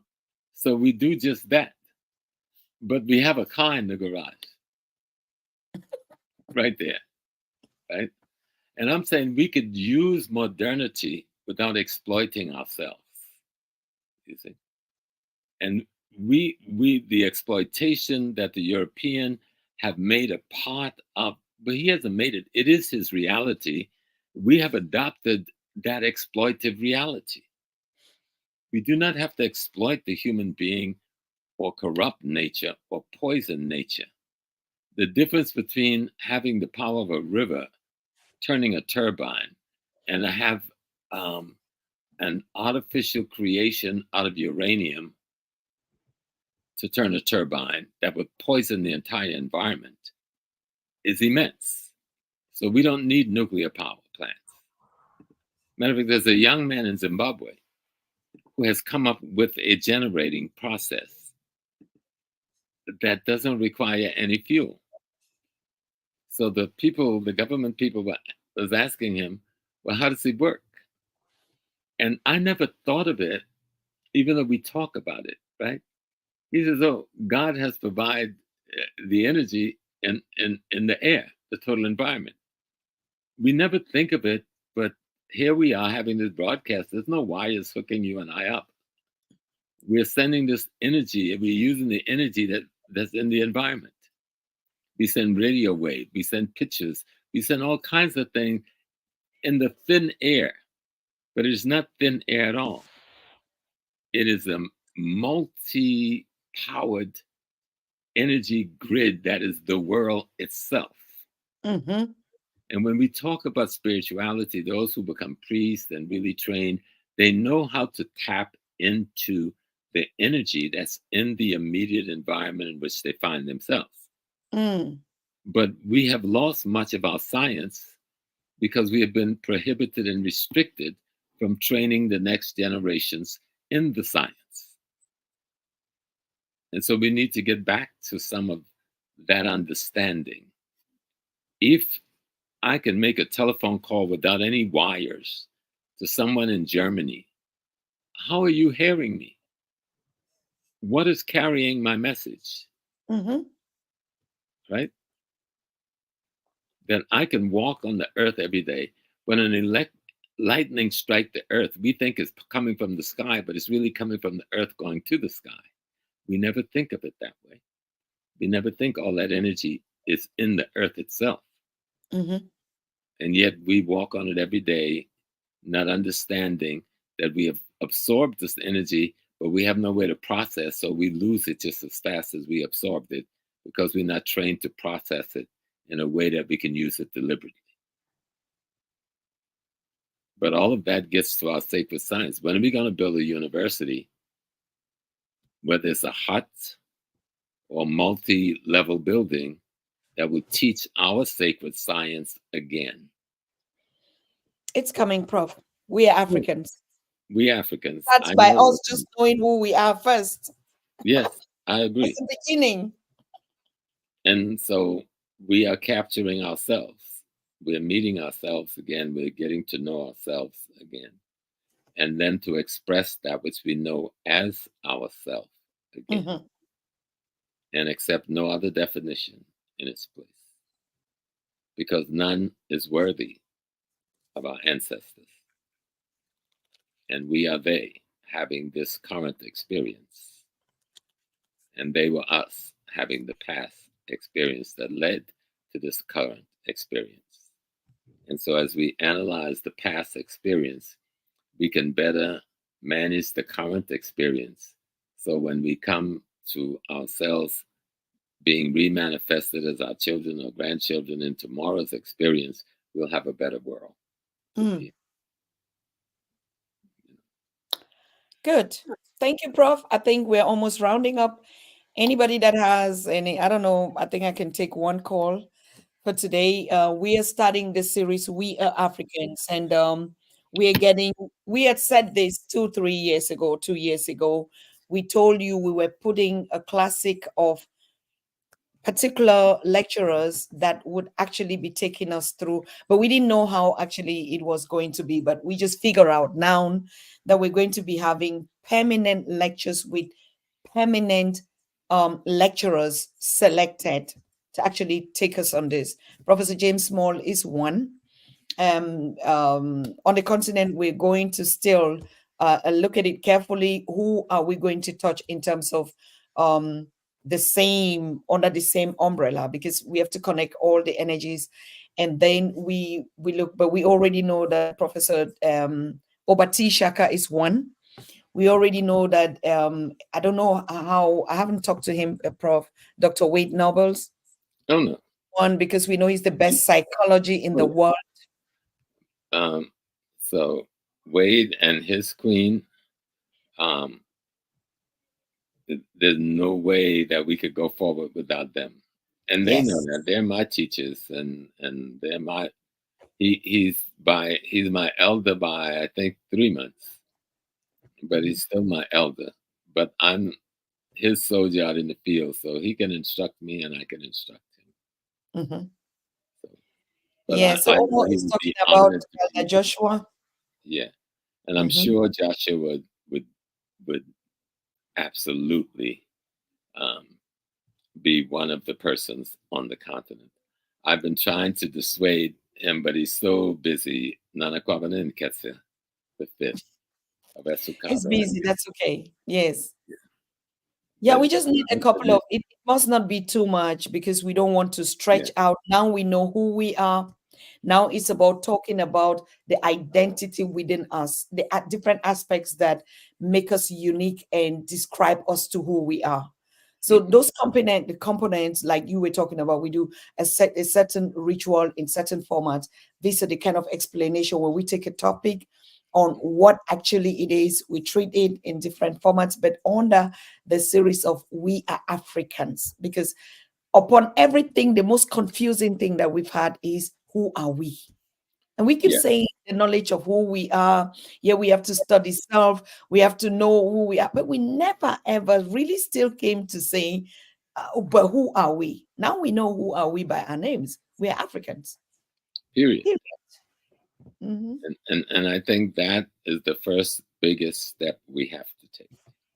Um, we're Africans. To be African, again, it was a discussion I heard dealing with this concept of to be that our ancestors talk about throughout history. And I remember the discussion again on this concept of to be or being, constantly becoming, with Dr. Nobles and Dr. Hilliard having such a dialogue on multiple times in different dissertations. So we know that this has been discussed by the best of our minds. Um, and now the revolution, because that's what we're talking about, when they're not saying it the same way we're saying it, but when I hear the young leader of Burkina Faso, he's saying the same thing we're saying. He's saying Mhm. we're Africans. And then he's mimicking Garvey by saying African for the Africans at home and abroad, period. There's Mhm. nothing else to be discussed. And Mhm. we're going to return to teach our children in our language in our classroom. And Mhm. we're going to go and we're going to take our farmland, which is sitting there dormant, and we're going to cultivate that land and we're going to plant the food that we eat. Oh And we're going yes. to raise our cattle and we're going to take the leather from that cattle and we're going to Mhm. take the technology from Ethiopia who have mastered leather technology and we're going to Mhm. make our shoes and our Mm. coats. And so Mm. that's what he's saying. That's what Thomas Sankara was saying before he Mhm. was murdered, you know. And Mhm. Mhm. unfortunately, this trifling government in Ghana today has allowed the Americans to force them to remove Sankara's statue and from Sankara's circle in Ghana. How dare they? And they've done it so quietly to get away with it. But it has to be returned. And I'm It sure will. the ANC will put it back, and let the people know who Thomas Sankara was. Yep. Beautiful young angel of Mm. ours who tried to show us the way. And the enemy sent him back to the ancestors. But here he is again in Burkina Faso under another name. The same spirit that they killed is You back see? controlling Burkina Faso. Mhm. So, hey, you Wonderful. cannot kill the African. We are Africans. Spirit. Having a human experience.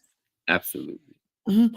Or Professor James, I don't want to leave you go without actually touching on one point, which is also part of the series on teaching ourselves who we are. We are Africans, and one of the components that is going to play a very key role is the travels. Now you know all what Brother Joshua went through, Which is and that again? Oh, the travels, visa travel. travels, travels is going to be one of the components.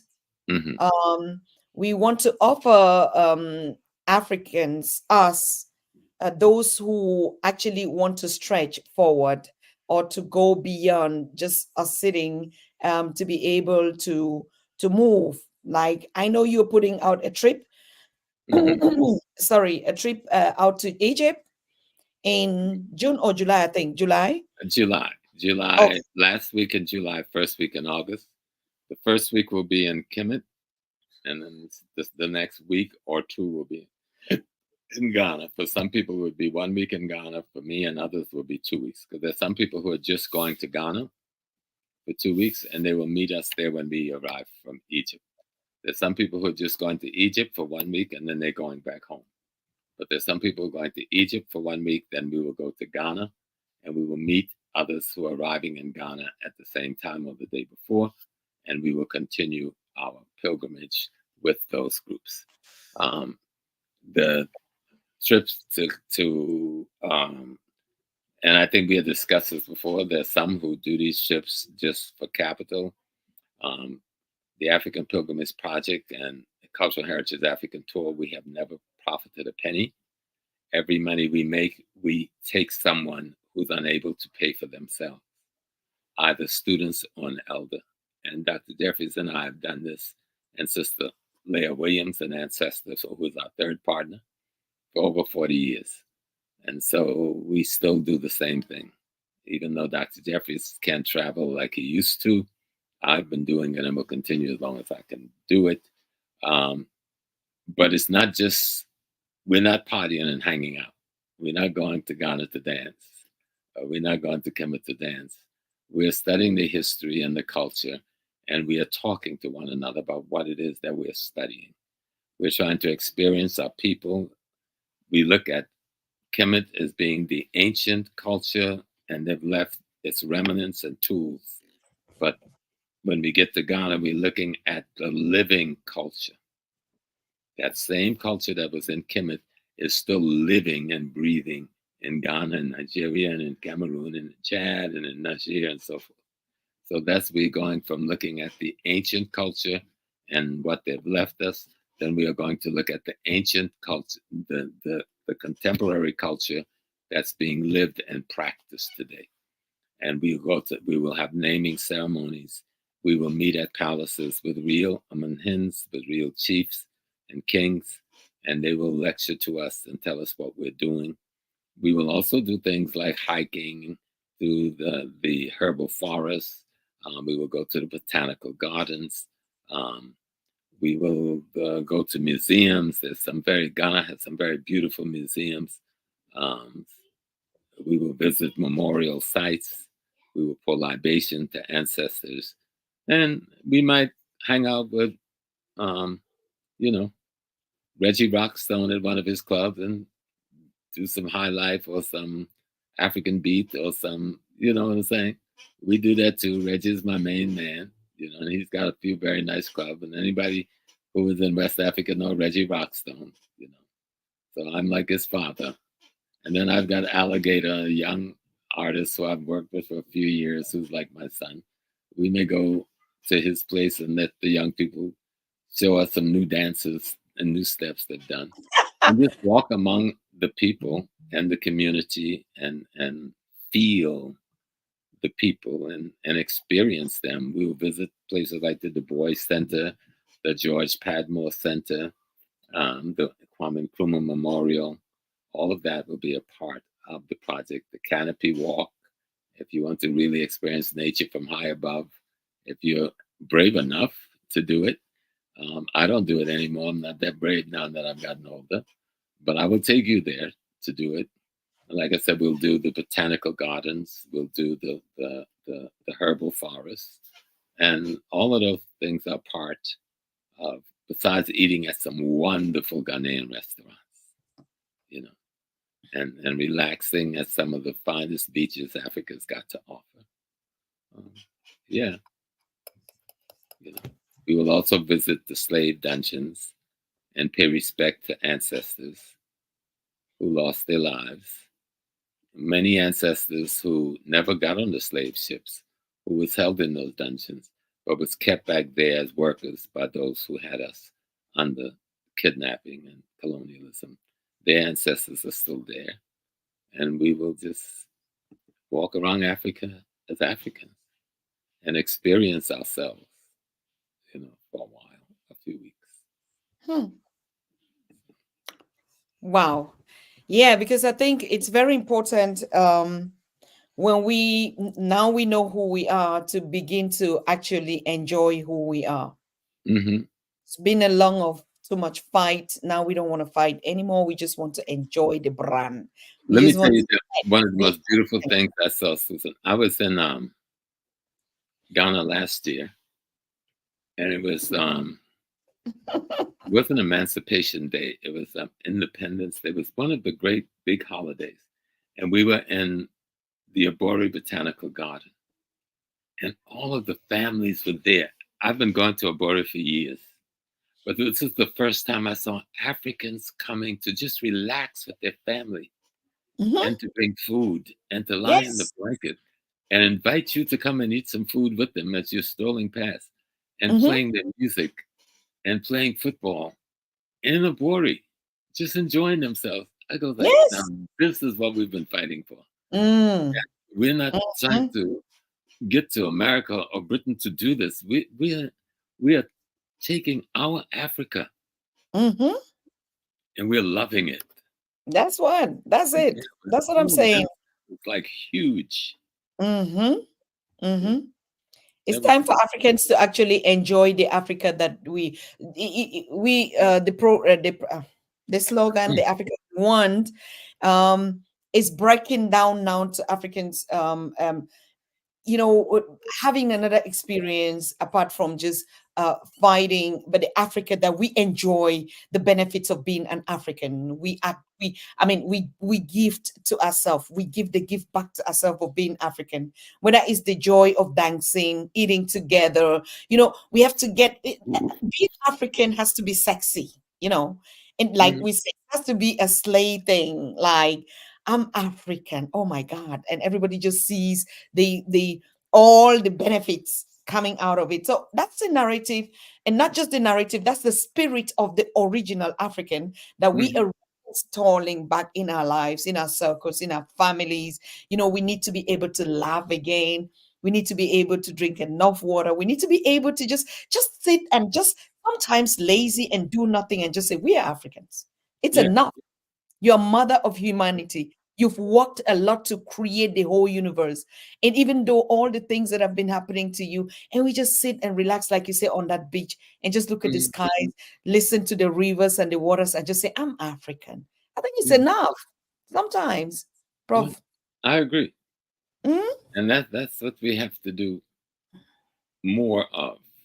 Just Mm-hmm. to enjoy sitting on a sidewalk cafe, right?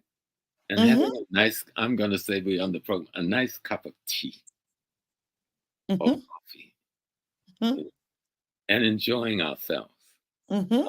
and relaxing and walking down the street, just walking down the street, Yes. just walking, you know, and admiring things and saying hello to people and Mm-hmm. stopping and buying a bracelet if there's something you feel like for your daughter, your granddaughter. And be loud. And be loud in a space that belongs to us without being afraid of, oh, Yeah, you're loud people, you are this, and eat our fufu and with our hands and whatever, and just be us. For yeah, once in a while, let's just be us and know that even when we are retiring, we had come. Yes, we come for purposes, we come for, like we used to say, we have missions and stuff. But being African means I own the universe. I'm the queen of the universe. I'm the mother. And no, all the bigger than things that. that come to Bigger, me, bigger than that. I am the universe. I'm the universe. I'm the universe. Mhm. I am Drink the water. Drink a lot of water. and yes, we own ourselves. I think in the pyramid text in one of the translations, with Amun says, "I create myself out of myself." Hmm. Okay? I create myself out of myself, and he concludes that dissertation in that translation by I think it was Browder, Ankh Ra, and Abenga. And in the conclusion of that portion of the speech, he says, "And I created everything my heart desired, and then I expanded in it." And I thought that was extraordinary because this I expanded it in me. I am in everything, and everything is in me. And then the last line he says, "And I came from my mother." This is God Almighty, the God, the super God, the beta God, the all knowing God, saying, "I came from my mother, Noon." But that's the metaphor. But if you take it to the quantum physics, and Noon represents liquid matter, and out of it we can see rising the primordial hill, which is Tatah, which is solid matter, then they're having a dissertation in quantum physics way back then. Study our literature.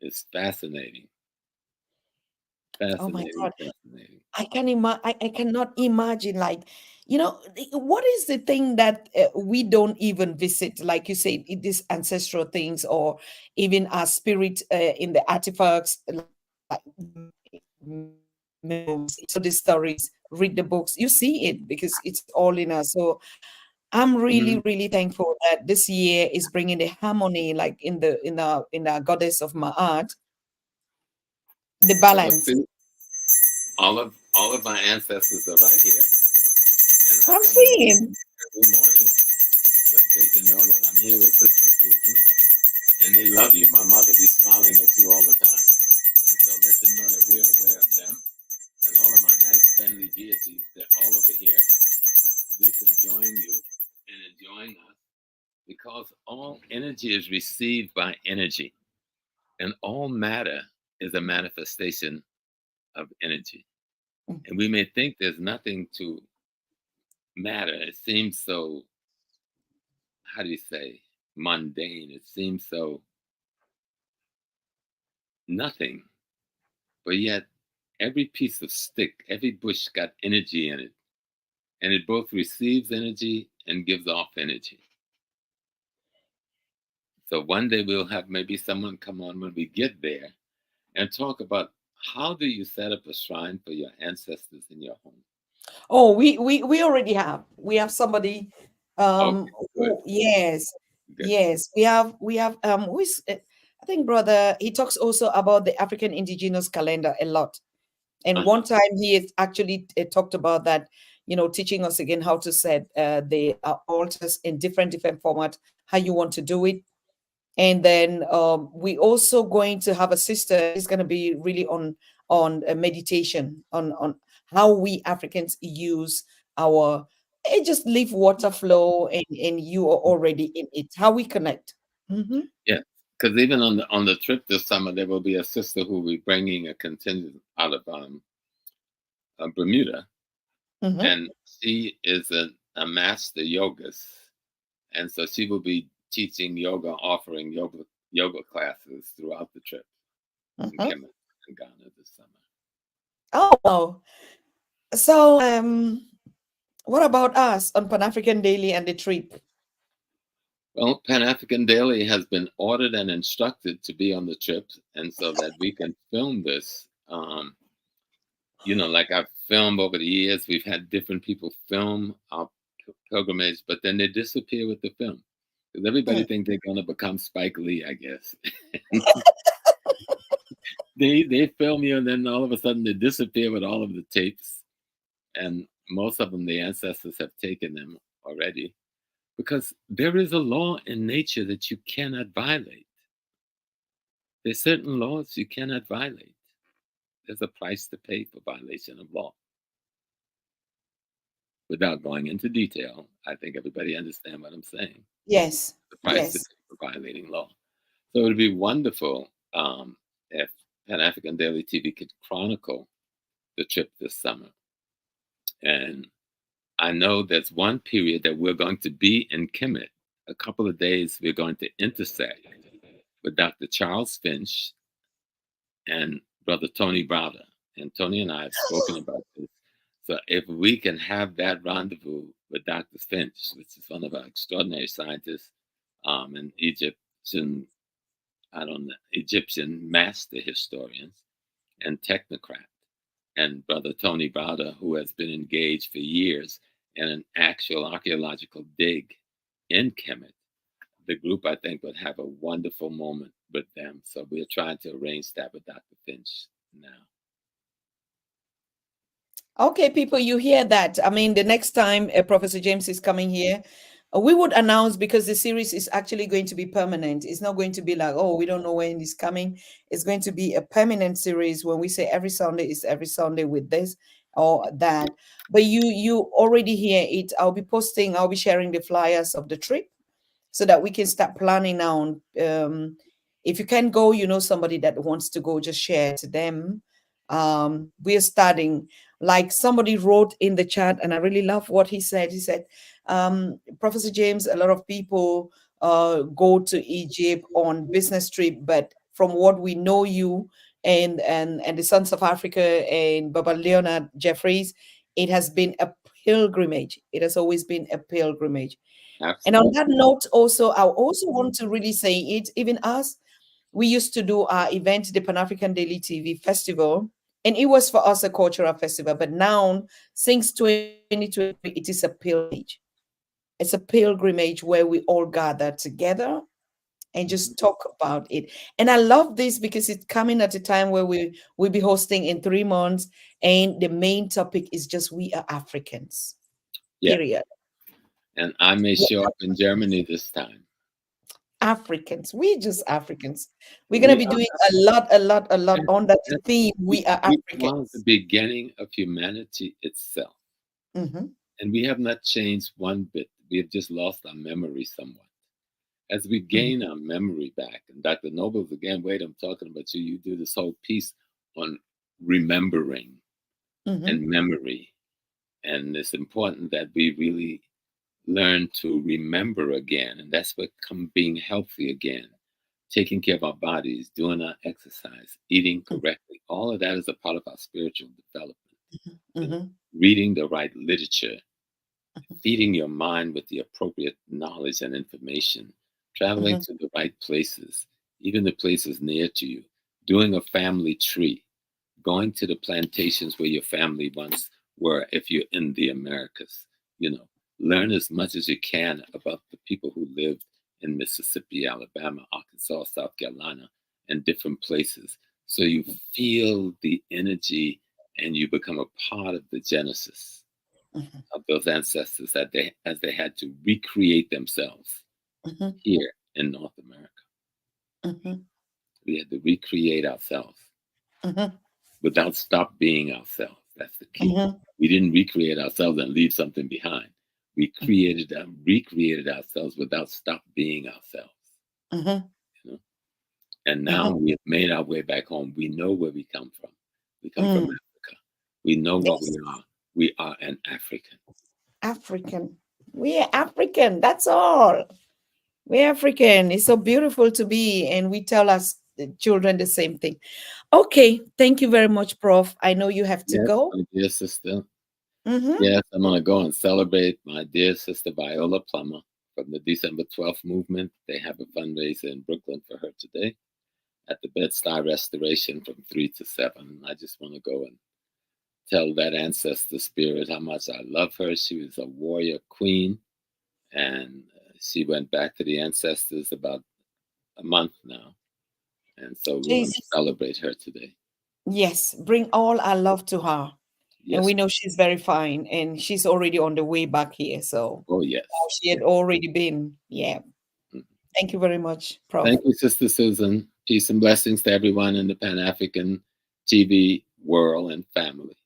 We'll see you again very soon. It'll always be on Sundays that I'm going to be here. Peace and blessings. Always be on Sunday. Yes, every Sunday with Professor James Moore. Thank you, sister. Peace and Bye. blessings. Bye bye. Thank you. Woo. Okay. Africa. Africans. So when I don't begin to call your names again in the chat and I just refer to you Africans, we do know that we're Africans, and we accept it, we claim it, and we've assumed it. We know that we are Africans from today. So no mix up anymore. You could have been born in Sierra Leone, but you're African. You're born in Mississippi, you're African. Your children are descendants. So we're not going to say they're the first generation out here. Sometimes we say it, we make the mistake a lot. No, we were the migrants, and then our children are the first generation. No, they're not first generation anyway. And we're not migrants anyway. We're Africans. In Germany, we're Africans, and our children are Africans from us. So it is good to know who we are, because that's the beginning of knowledge of self. So now that we know who we are, oh yes, Omo, you're the universe. We're the universe. You're the universe. I want to thank all of you that joined the show. Like I said, we will be. It's gonna be a Sunday broadcast. We are Africans. Of course, we're going to have all the chapters in between the week, not regularly. We really hope to be consistent. And because we're coming up with event in Germany, the annual gathering in Germany is from June 6th to 9 for all of you that are in Europe or around Europe, or those that just say, okay, I have some days of, I just want to chill. And we want to eat fufu, and dance together. And I want to shout out to Brother Yan. Brother Yan was on the show, and I mean, Brother Yan did a very incredible thing. Went up to, because of the story of King Maponga, he actually had to address it personally, and now they've made him, or we have made him, we on the Pan African Daily have made him our ambassador in Antigua and Barbuda. So Brother Yan started his classes last week, and he was seen in the schools talking about Pan-Africanism and we are Africans, and we're looking for other volunteers in every other country, because we are African is the slogan, is the new us, and we need people to carry this movement and these stories in their various communities, in schools particularly, um, telling our children how beautiful they are and that they are Africans, regardless of where they're born, where they are. So yes, it is. So though, yes, I just showed the picture here. You asking again about Baba Maponga. I just showed it here. That was the surprise that we had landed on our desk this morning. You just see it, We don't need to say again. We don't need to make another show of his home now. He's that. You can just see the two hearts that are melting, that have been separated and kept in the cold and went through all that challenge, the journey of the ancestors, to also feel the fire, what our people are, experiences in their different spaces. So I think that was okay. Nothing happened. He's a soldier. He's African. And it's really important when we define ourselves. We're Africans. It means a lot. It means everything. It means everything about you. We know how to survive. I said in the Bamenda Girls series, we know how to survive. We know how to. So, yeah, I mean, they're looking so good. They're happy. We just don't want to bother them. They've missed each other, the family, the girls, the kids, the community, us also. And it has been a strain on us. We stopped every other project that we were doing on Pan African Daily, just to make sure that he's home. We know a lot of people that join into this. Professor Baina of Haiti, our Queen Mother of Haiti, she was in the background tirelessly. Professor James Small was in the background. I reached out to Professor PLO because you people are asking. I reached out to Professor PLO and I informed him, and he too reached out. So everybody was just doing their own in the background. And that's the spirit of being African. That's the joy of being African. The joy of being African in the sense that when you're doing anything to one another, you do it with all the utmost joy. Like you give it and you're happy when they receive it. It shouldn't be a burden. Now, being African is not a burden, but the political colonial systems like our passport is a burden. Mhm. Because that's not African. Nope. That's a burden. The African passport is a burden. You can say it. Say that I said it. We're Africans. That's not African. So the things that are not a burden is our sharing, how we commune, how we relate, how we visit, how we enjoy life, how we just take the simple things, how we avoid the challenges, how we can live and just be you. If I used to live without light and there's no light here because of one reason or the other, I just be me without light. That's African. Like you don't make anything hold you hostage. Like now you're in this position where now I'm desperate. African, we know how to survive. And that's how we live and that's how we transcend. So I just want to really, I had to make this over again because it's very important. We came out with we are Africans. Yes. And because Patrick, as you know, our correspondent, the conversation once that we had with Professor James, and we were looking for the key points in every conversation to bring out what we call the most powerful quotations and stuff. And we came out to realize he said something very important, particularly about our brothers and our siblings in America undergoing. And he actually brought it out. So we carved out that word, we are Africans, from that conversations. And that is how we began to work on it, to try to see how we can melt it to give us that identity that we've always been yearning for, confusing ourselves left and right. No, they're in the Caribbean, it's St. Martin or Antigua or this and that, just to get rid of all that. We had to come out now. And through the spirit of our ancestors that actually directed us in this sequence to say, you're African. Stop looking for who you are.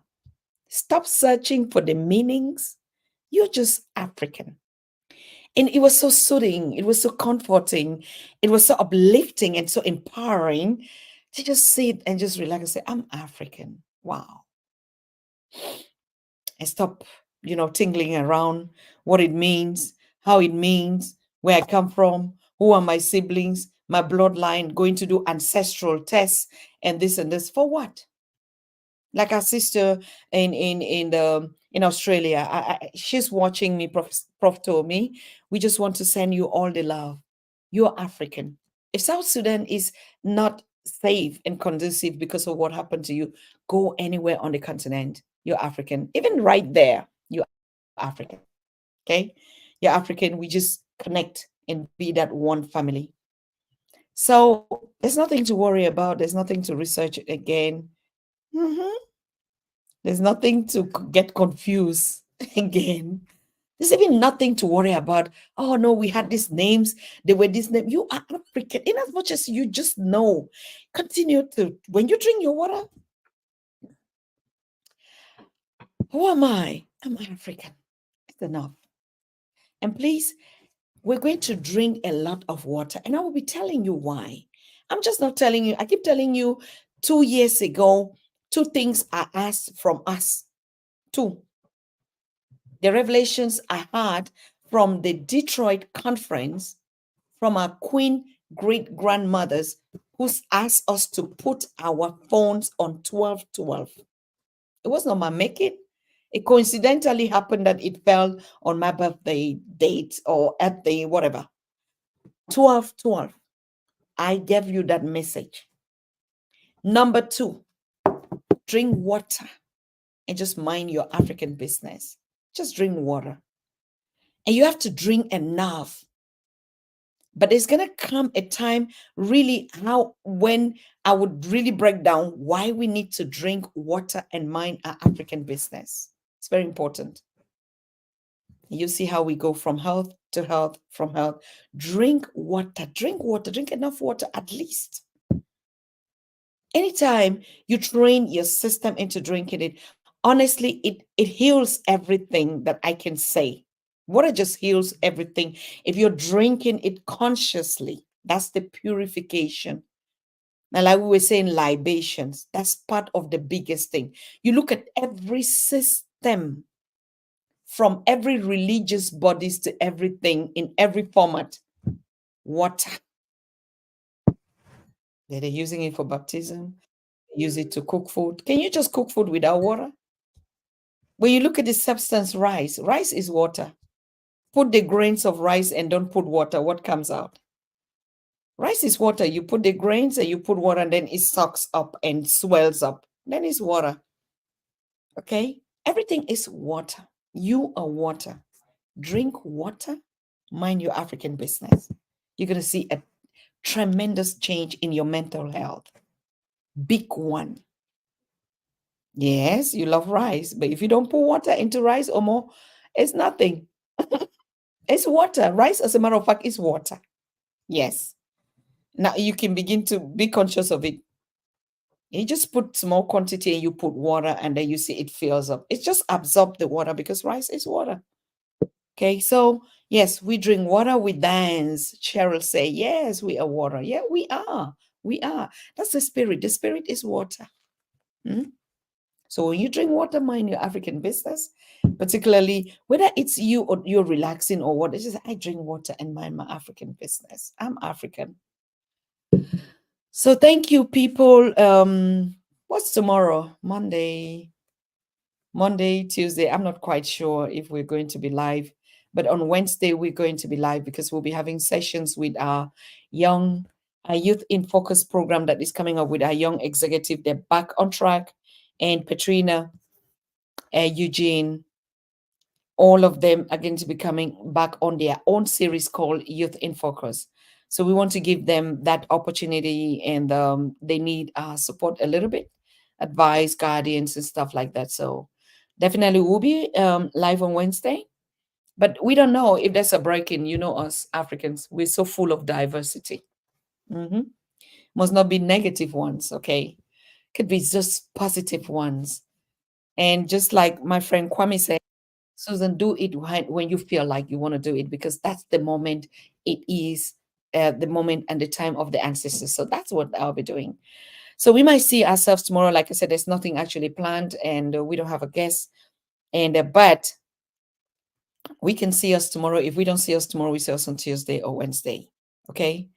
And drink water. Drink water a lot. Drink water. Okay. So thank you very much. We would be seeing ourselves, and thank you for those that have donated. I want to send it again. Please support us. Support us to keep Pan African Daily TV, to support our Youth in Focus programs, and just like our brother CDA said, I just have just a little.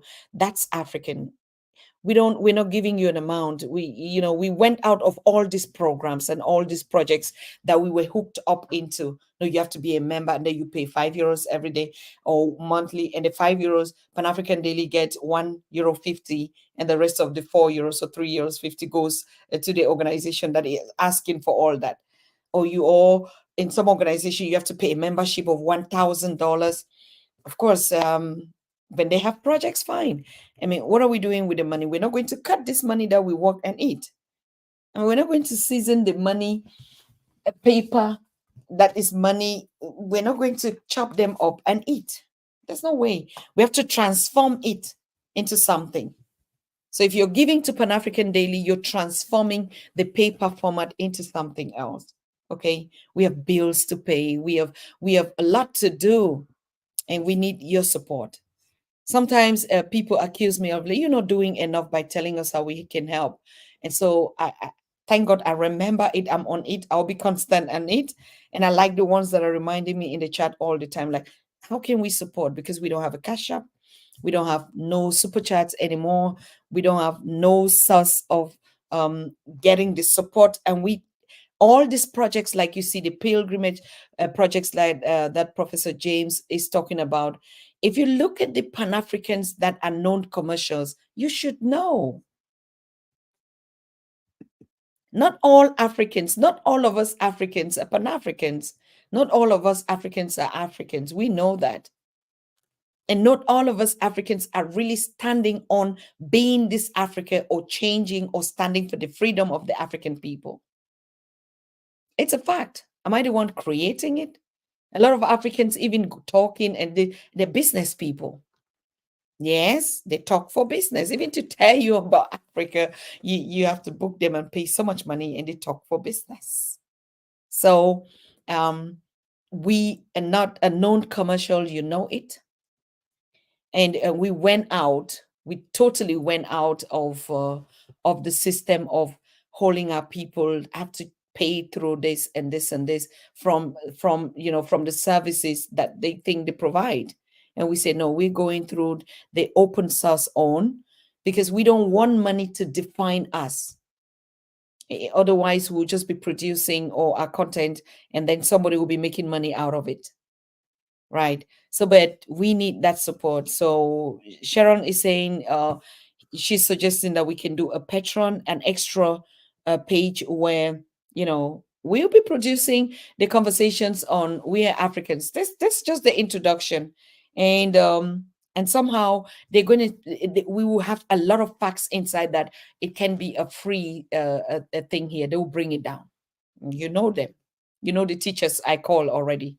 We will not have a YouTube channel again if the series has to be something that will be here live. I can already guarantee you.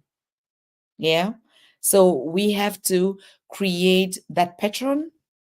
I heard a lot of people said it, but we never had time because we do a lot in the background. We don't even have time to look for how we're gonna do this. So I think Patrick is watching me. He's gonna research on that, and we create the Patreon and for other sources. But Of course, PayPal is still very easy to do. It's accessible everywhere. It is really yeah.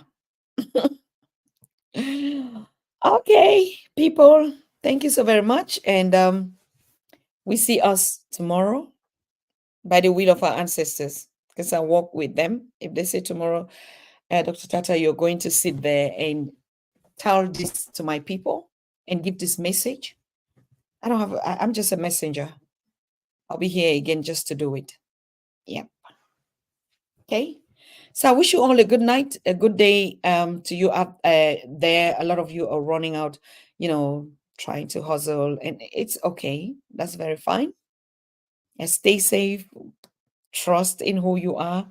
Now you know who you are, and also always remember to know that you comes from a lineage of millions of ancestors to whom we give credit to all the time. So yes, this has been a pleasure. So good night to all of us, and we see us tomorrow. Bye. You are watching the Pan-African Daily TV with Dr. Susan Tatah. The Africa we want: unity, consciousness, our culture, our spirituality, our history. One Africa for Africans worldwide. Motherland's calling its diaspora home. Join my voice. Join my team. Join my campaign. Campaign 21 hashtag 1 million subscribers on the Pan-African Daily TV YouTube. Be a volunteer. Apply now. Be the new Africa.